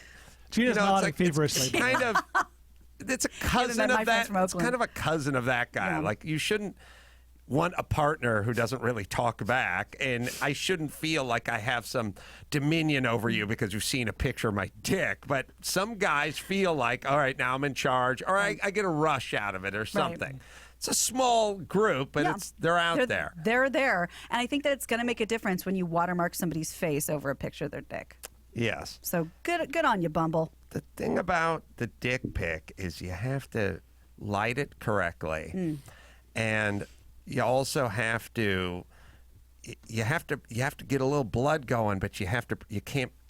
It's the same thing with the dick pic. It's the same thing all actors do when they're doing a scene where they're getting out of bed and their shirt's off. Before the alarm clock rings in the scene, they do 25 push-ups by the side of the bed, and then they grab that rubber band stretchy thing and do a bunch of curls, and then they lay down in bed like, what time is it? We can't see you doing the curls, but you got to pull off a few push-ups before the picture. Oh, sure. But you got to take a picture like, oh, it's just my dick. It's just hanging there. I only wear this one. I don't care how I look. Right. Yeah. See what I'm saying? Yeah, there's a public service announcement. Get it to the leather face, people. All right. It's a vestige of my high school ceramics majoring. It's like there was clay when it was soft, and then there was clay when it was pulled out of the kiln, and then there's what they called the leather phase, where it was like starting. That's where that's from? It was starting to dry a little bit, but you could still move it a little bit, but it's kind of in between the soft and the hard. Yeah? I didn't know that's where that It was just from. called leather. And I used to tell my buddies all the time, like, you got a boner? I got leather. I'm getting there. Stop sense. talking. I'll get there. Right now I'm in the leather phase. Huh. The featured comic. Later I'll tell you about extruding. All right. Texas Chainsaw Massacre. Leatherface. Leatherface. All right, Piven's out there. Let me tell you quickly about Geico. Everyone's got the to-do list. How about you save hundreds of dollars on your car insurance? You don't have to go anywhere. Just go to geico.com. 15 minutes could be saving 15% or more on your auto insurance. Just find out how much they could save you. Put that extra money in your pocket. Get a potter's wheel, man. I could show you how to use that thing. So it'll be the most rewarding thing you do all day. It is Geico. All right, we'll take a break. Come back, the little one-on-one with great Jeremy Piven right after this.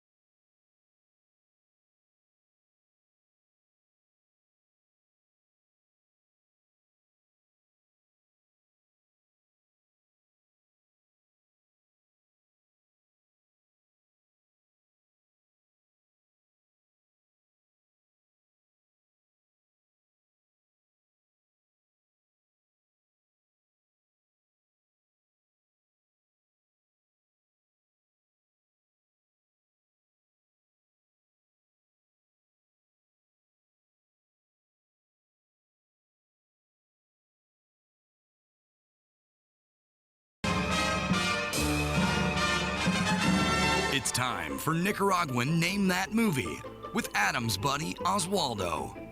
See if you can guess which movie this famous line is from. Blue Yuri Boy. If you said Old School, Blue, you're my boy! you're correct. Now, back to the show. Jeremy Piven in studio. Jeremy Piven is doing a ton of stand-up, and I'm happy about that. I'm doing it myself at a more advanced age in life.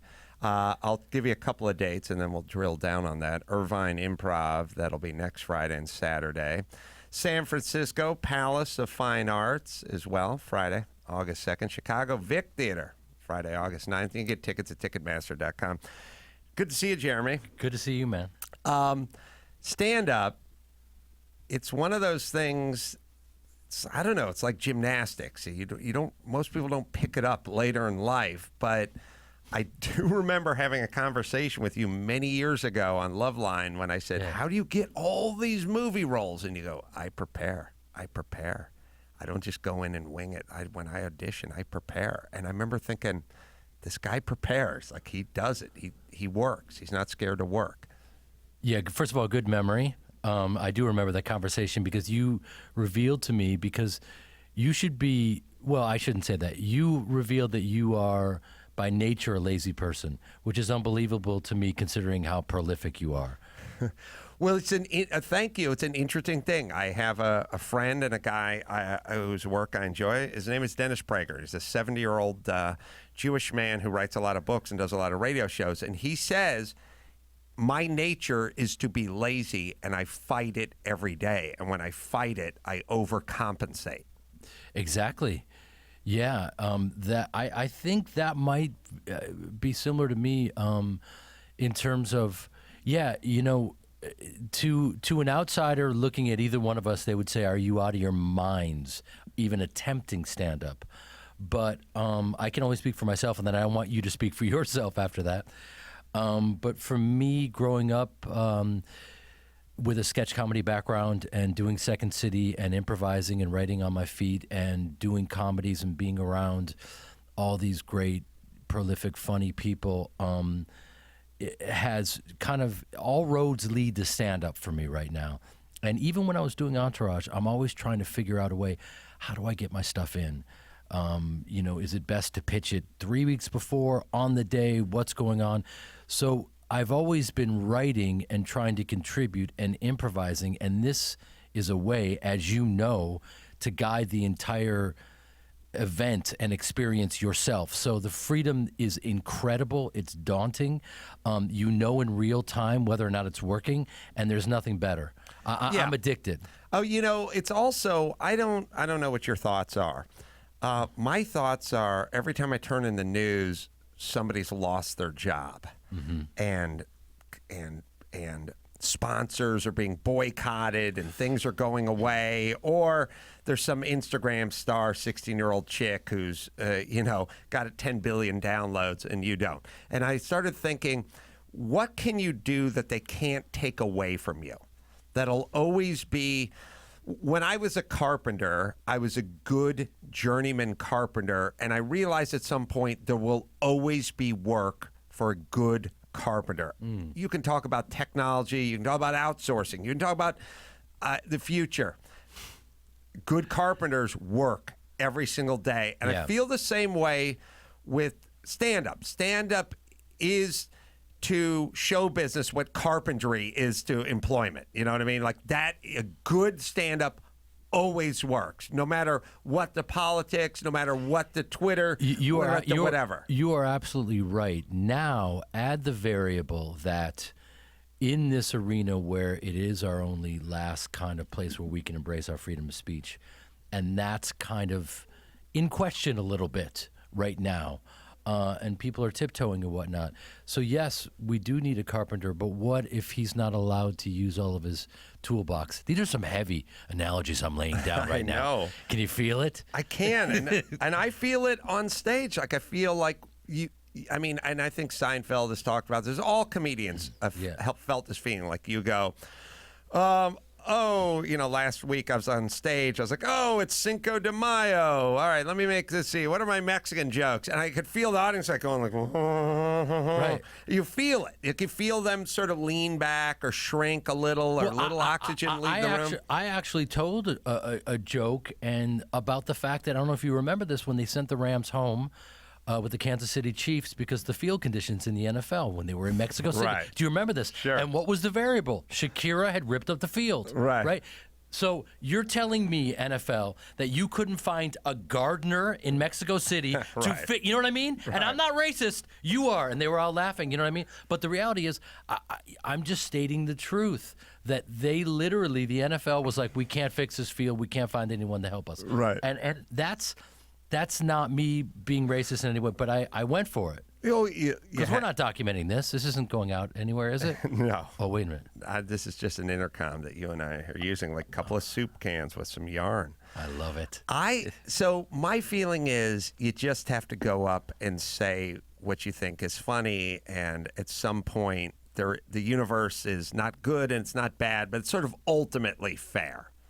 Ultimately, that's the way I look at it. I love that. That's a very positive way. Another way is Martin Luther King said, "No lie can last forever." So I love all that stuff. Yeah, and at the end of the day, you have to kind of sort of step back and go, well, "What am I really doing?" Like I was thinking, I was having this thought, and you probably are aware of this.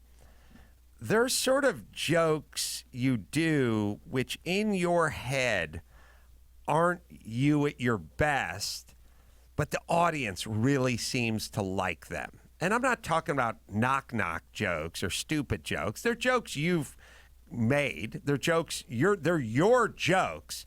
But you realize, like, the audience really seems to get a kick out of that. And then sometimes there's other stuff that I really like because I may be dealing on a little more advanced plane, right? Like, you're a joke comedian, performer, black belt.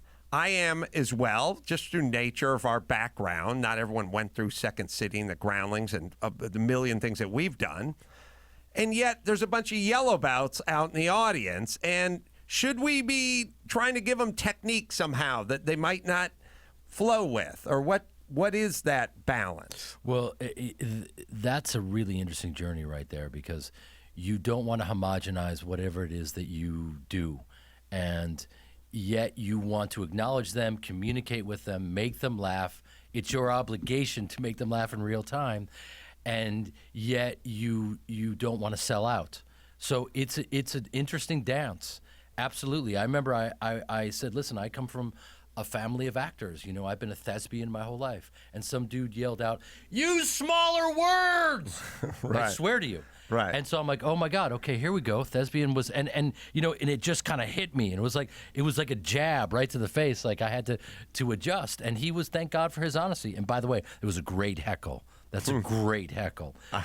You know what I mean? I didn't even think for a second that there might be some kids out there that maybe didn't have a reference for the word thespian. It's such a weird, it's a weird world. I mean, that stage is weird. It just made me think of a joke that I was doing sometimes when I was thinking about, I was sort of joking about Jeff Bezos and taking a dick pic and what's everyone doing taking a dick pic, and like my dick's not that special. Like I don't know why. Like taking a pic of my dick would be like if you were walking down the street and you were with your friend and you stopped and went, "What? Hold on, is that a beige Camry? What is that thing? 08, 09? Wait, is that a Geo Prism? It's got a cloth interior. Come here, man. Oh my Come God. here. Let's get a shot. Right. No one's going to believe this." So I was making this joke, and I said, my dick is it's fine, but there's nothing good about it. There's nothing bad about it. It just is. There's nothing special. I said, if my dick was a character in a sitcom, it would be Potsy from Happy Days. That's amazing. It's just a dude in the back in a nice sweater. Like you're not going to spin him off and give him his own series. I will never look at Potsy the same.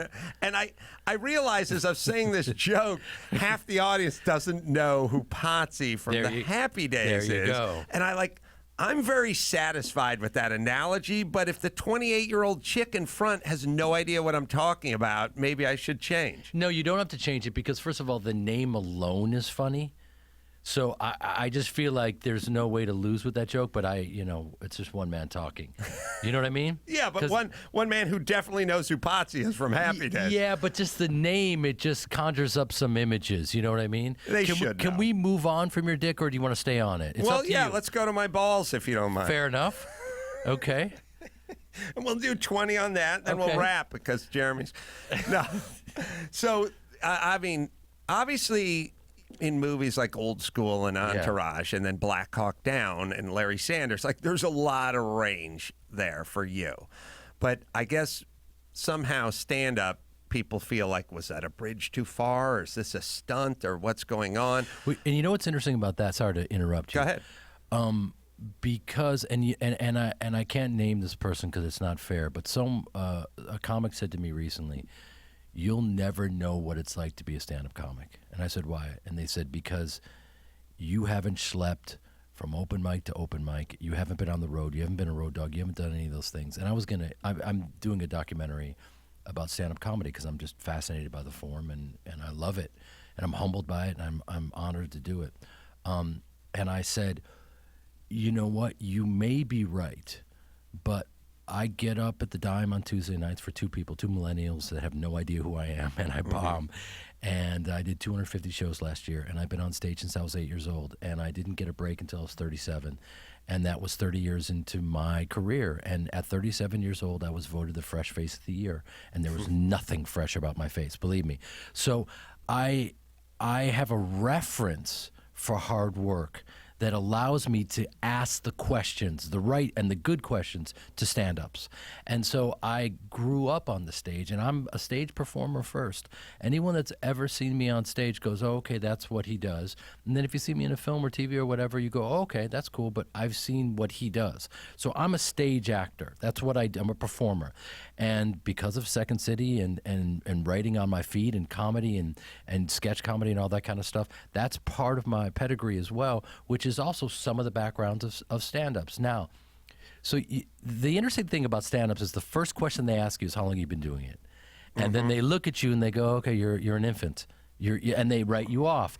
But what I find fascinating is, for instance, if you and I were on a set and we're doing a movie together, not only would I never ask you how long you've been acting, it's not even, and by the way, I'm not judging stand-ups for this because they're absolutely right. But what I'm saying is, if you and I are doing a scene together, that is moot. Our job is to do the best possible scene we possibly can. And whatever you're doing, if I know that there's a way that you can get better by doing 2 takes in a row and getting you out of your head, and acting is a momentum sport, and let's get into it to get you totally present, we're going to do whatever it takes to get you there. And stand-up is different because it is the MMA of performance. You've got to be well-versed in everything. And I respect the hell out of it, man. And that's why every feature artist that I have, every guy that's opening for me, I say to him, "I'm a rookie, man. Any notes, whatever you got for me, you think this is hacky, let me know." And I'm in a graduate program, and yet I have 40 years of stage experience. So I'm at home on stage, and so the variable is material. Well, I feel sometimes stand-ups, and I love stand-ups, I love listening to stand-ups, but I feel they get a little precious with their art form, because they've been in the belly of the beast and they've earned it. I get it, but what I'm saying is your background, my background, would not be a background in straight stand-up, but it's like saying, well, he didn't play a lot of basketball, or you picked a sport, but you're always very athletic. You're always working out. You were doing things maybe that were outside of the sport that may have even helped you with the sport. Like I never did stand-up. I mean, I did a little bit in my career, but I had a point in my career where Dr. Drew and I traveled the country, and when we're on MTV and we're doing Loveline, and we'd play 3,000-seat college venues for 90 minutes, and I had to do all the comedy, and there was no set list. Right. So, no, I never did straight stand-up. Yes, I played 1,000, 4,000-seat venues and did comedy on my feet on stage. So, and in a weird way, most comedians have never done that. No. So, even though I'm working on stand-up and you're working on stand-up and it's a different discipline, don't discount all the theaters, all the touring, all the events, like all the everything we have done to help it, that falls under the heading of athleticism, but not the specific sport of stand-up. Absolutely. You have proven yourself to be a verbal stunt pilot. That's why people are tuning in right now and listening to you. And the variable for you and for me right now is, and you're going to hate to hear this, but hard work. Yeah. It really is, man. I mean, if I don't do 5 to 8, hour sets a week, I get rusty, and it's not a good look, and I got to stay after it, and I write every day, and I just try to figure out how to get better. And by the way, I love getting notes from people that have never seen my set. That's always really, that's really great to me. Well, that's a very interesting point, which is I'm a broken record of telling people, please just absorb what I'm saying. It's for your benefit. You don't have to take it. I live in a world, you probably live in part of this world too, where there's like a lot of women saying, you have to understand what that sounds like coming from you. And I always just go, I happen to know what the answer is, and I'm just giving it as a gift to the person. I'm not judging. It's not pejorative. Why does it have to sound like anything other than constructive? Why can't it be? Why doesn't this end with a thank you? Anything else you can tell me to help me with my career or my life or problem solving? What's with the arms folded and the defensive posture for so many things? I'd like to get better. A very important aspect of getting better is hearing the things that you're doing wrong and occasionally right as well. So lay it on me. You know what? It's funny. Someone asked me, if I had I told someone I have a problem. I'm kind of, very much my father's son in the way that I don't play a lot of games, and so I speak the truth as I know it. And my mom just said, that's not going to end well for you, because it just isn't. You know what I mean? Because it's also, we could talk forever about, it's your truth. You know what I mean? And a lot of people don't want to hear it. They don't want to process it. They don't want to go there.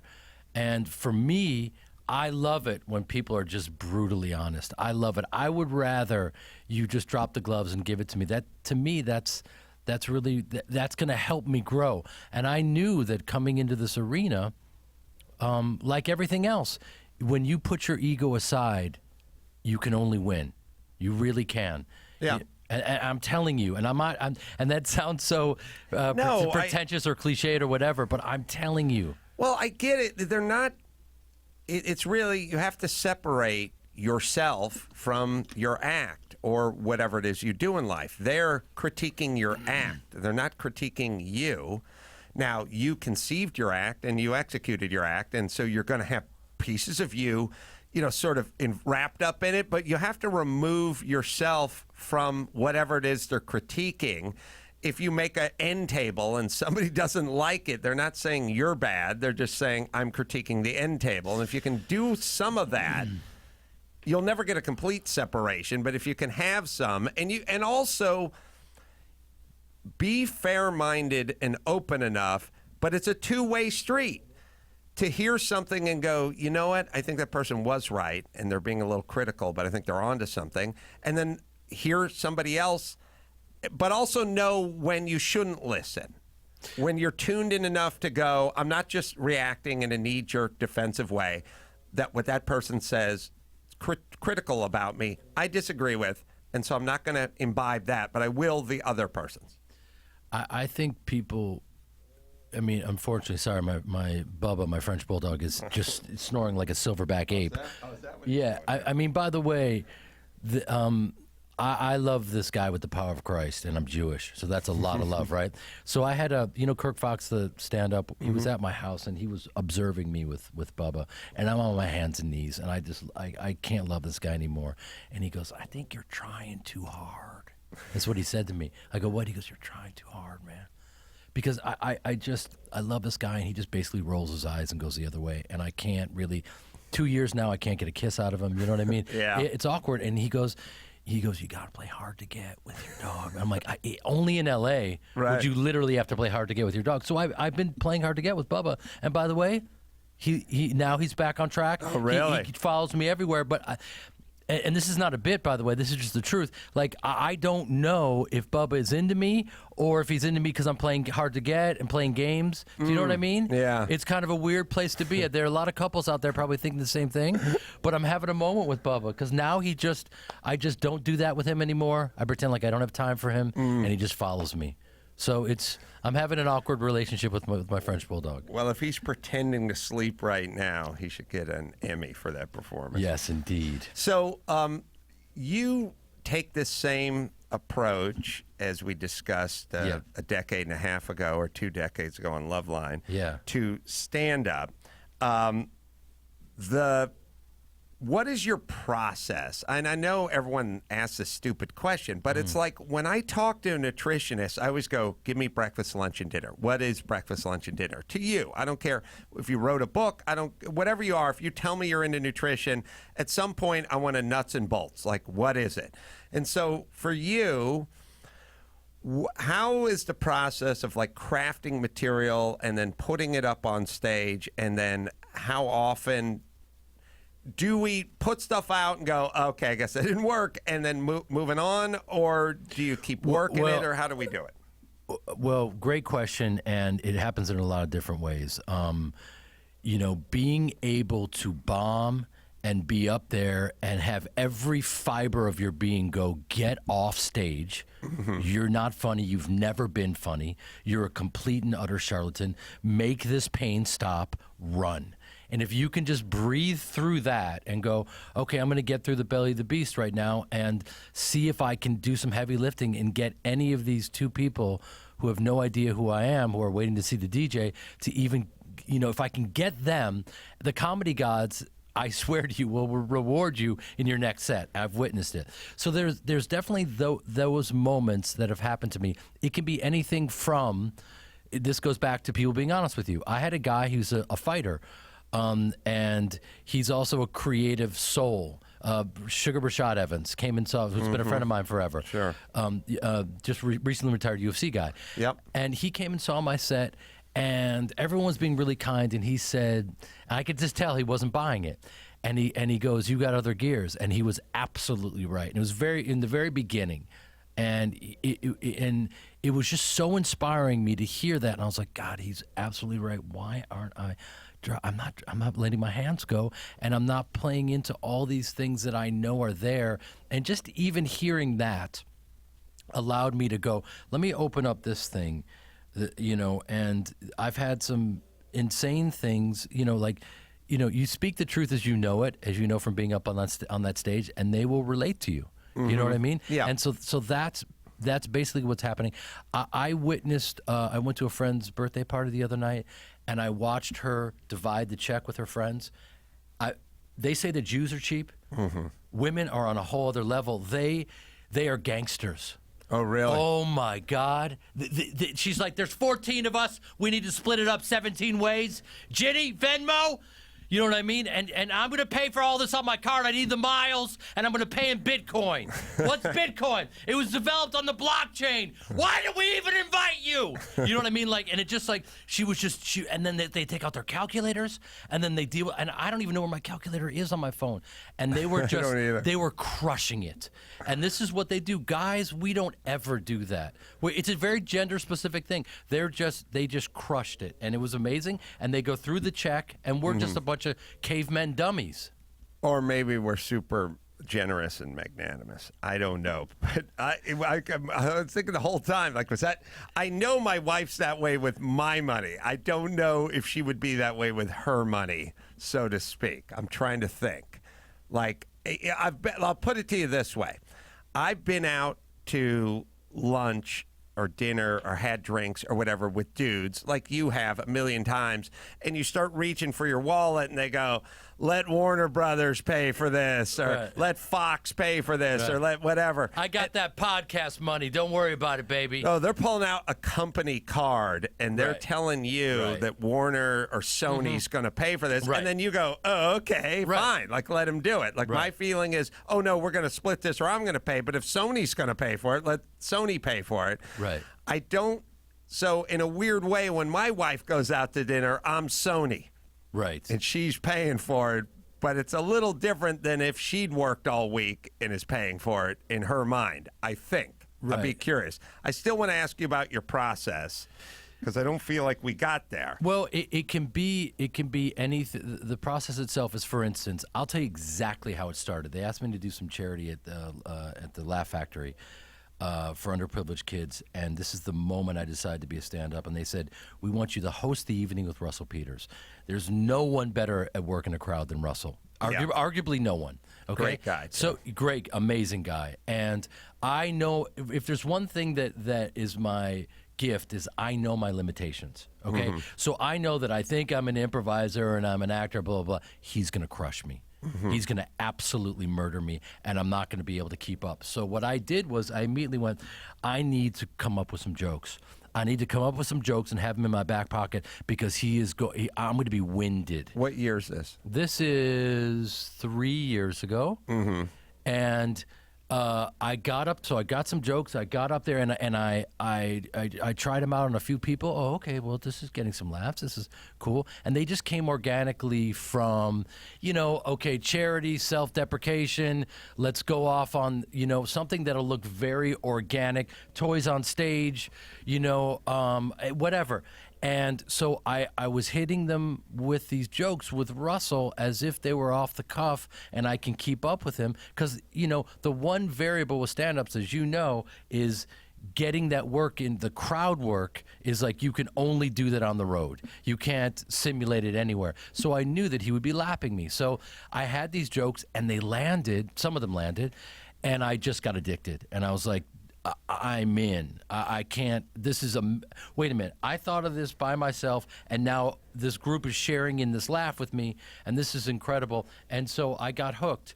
So that kind of guided my process. Whether it be, witnessing, anything that I see as a universal truth that I go, I got to explore this. Being self-deprecating, opening up my pain. Talking to them like I'm auditioning for a therapist. Do you know what I mean? All of this stuff. And with me is I'm also a physical comedic actor. So I like to do bits. I like to do physical bits. I like to do impressions. So I'm all over the map. And the great thing about me is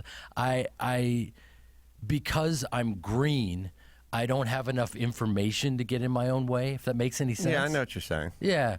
Yeah, I get it. Like sometimes there's a sort of freedom in being a little bit naive and not knowing like all the landmines and treachery and everything that's out there and just going, I'm doing stand-up because I want to do stand-up. Like it's sort of like doing it and not needing the money. Like I'm not doing it for the money. I'm doing it to do it. And there's a certain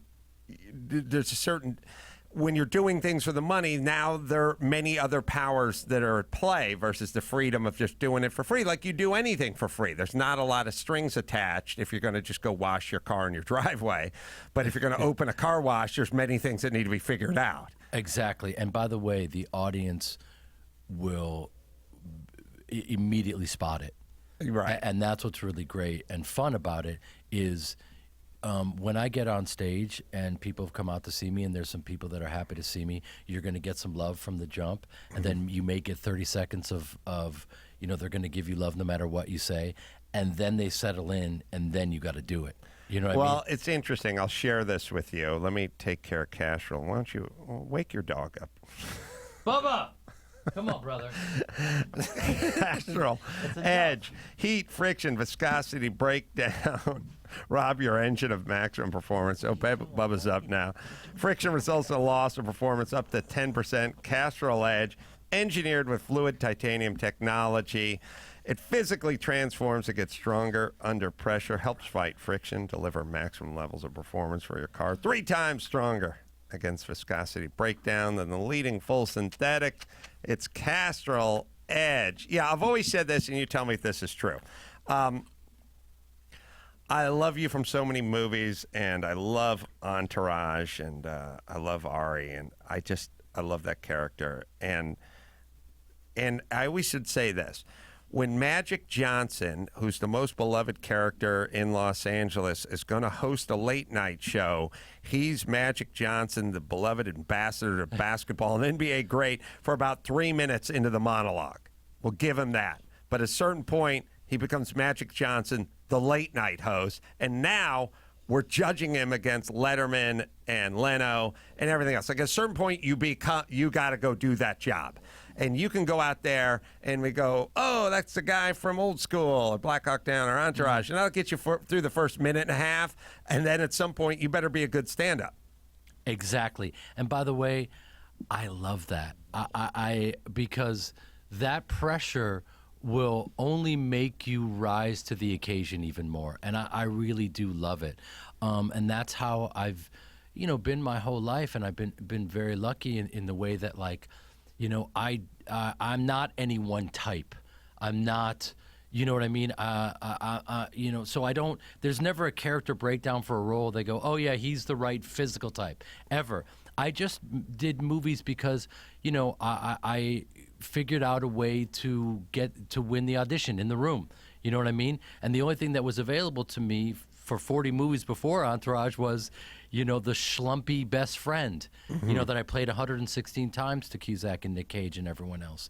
And that was all that was available while I was doing stage. And then suddenly you play a character with power like Ari Gold that can handle dialogue, and oh, you're that guy. You know what I mean? And then I went to London and did Mr. Selfridge, and they go, oh, okay, you're that. And by the way, it is up to you to overcome all of it and to make and selfishly, when you come and see me do stand-up, as you know, is they get a real sense of who you are. This is me. These are all my flaws. You know what I mean? I come from, people think that Entourage was a documentary. Right. It actually wasn't. I'm just a stage actor from Chicago. I grew up in a theater family. I was one of the only white boys on my football team. I was the worst bar mitzvah student in the history of Judaism, and I had to rap my Haftorah portion, and I ended up rapping that for the audience and taking them on a journey. And you get to see very quickly that they're not giving you courtesy anything.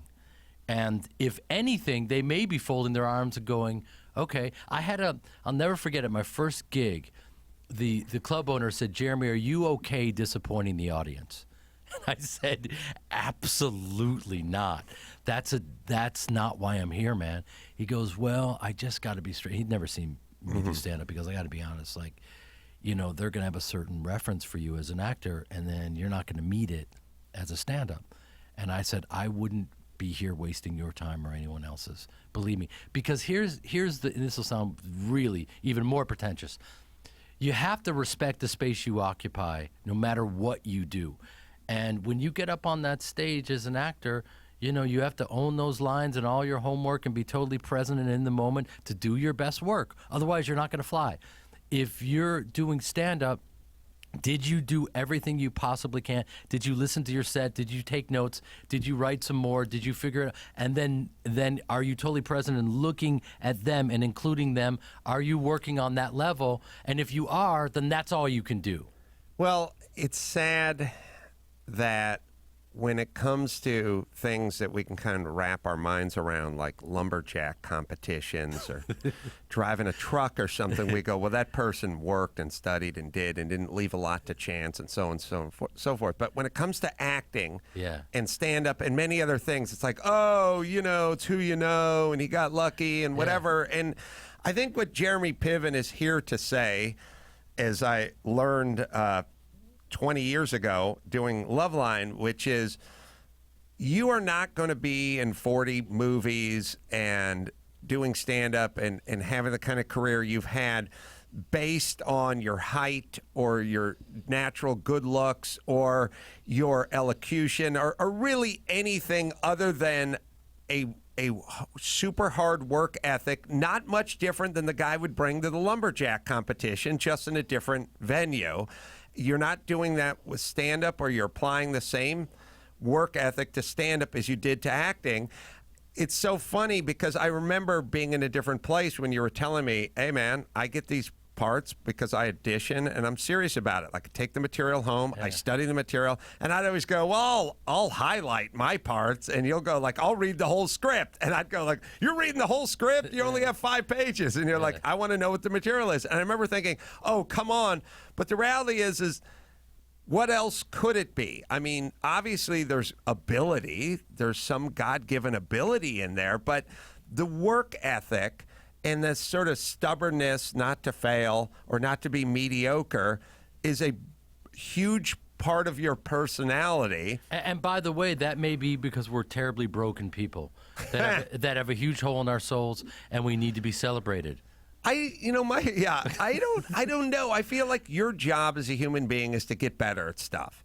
And if you were good at carpentry or you were good at stage acting, now you can focus on doing stand-up and try to get better at that, or be a better parent, or be a better neighbor. I don't want to sound corny, but just let's see if we can be a little better than we were this time last year at whatever our endeavors are. Otherwise, why do we endeavor to do them? Exactly. Why should you be doing it? Exactly. And you know, it's funny.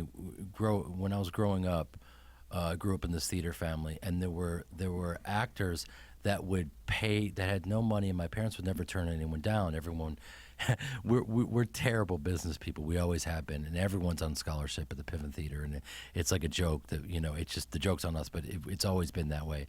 And you know, if someone doesn't have money, you just come and study. But some people had skills, like when Aidan Quinn back in the day studied with my father, he was a carpenter, so he built our deck. So like everything in my house, because we're a bunch of Jews, we can't even start a lawnmower. Sure, it's a disaster, right? You can play King Lear, but you don't know where the power button is. Right. It's a joke, right? So Aidan came and built our entire deck to pay for acting classes, and then became a movie star. Bill Macy was my babysitter. Wow, literally. So they had to essentially take odd jobs at the Piven house. I'm going to tell you guys I'm going to be at the Brea Improv next Friday and Saturday doing stand-up in Denver and Portland, Monterey, and West Palm Beach. You're on the road. I'm on the road. You're grinding. Too. I'm grinding, man. Why not? Yes. Piven's going to be in Irvine, San Francisco, Chicago, yes. And you go to Ticketmaster.com. Jeremy, the schedule's got a little screwed up today, and I'd love to do more time with you when you're ready to come back and do just a longer form interview, because I'm very fascinated by this, and I don't feel like I've scratched the surface just yet. Last but not least, Simply Safe. No one should feel unsafe at home, period. Fear has no place at home, so let's get ourselves some Simply Safe home security. Protect your home today. Free shipping, simplysafe.com/Adam. My stand-up special, Not Taco Bell Materials, out. Speaking of stand-up, went and did that on our own. Piven, again, go to Ticketmaster.com and find out where and when also he's going to do stand-up JeremyPiven.com. And Jeremy Piven. To find out that I'm at Brea on the 17th of this fine month. Sorry, not Brea, the Irvine Improv. That's right. I'll be at the Brea. Go to JeremyPiven.com. Jeremy, let's not take 20 years in between. No, let's do it. Next time. And come back soon and we'll get into a nice big long format. I would love that. Take care, man. Until next time, Adam Carolla for Jeremy Piven. Oh, enjoy good sports right after this. Dave Damashek and Adam Carolla coming up for today's episode of Good Sports in just a minute.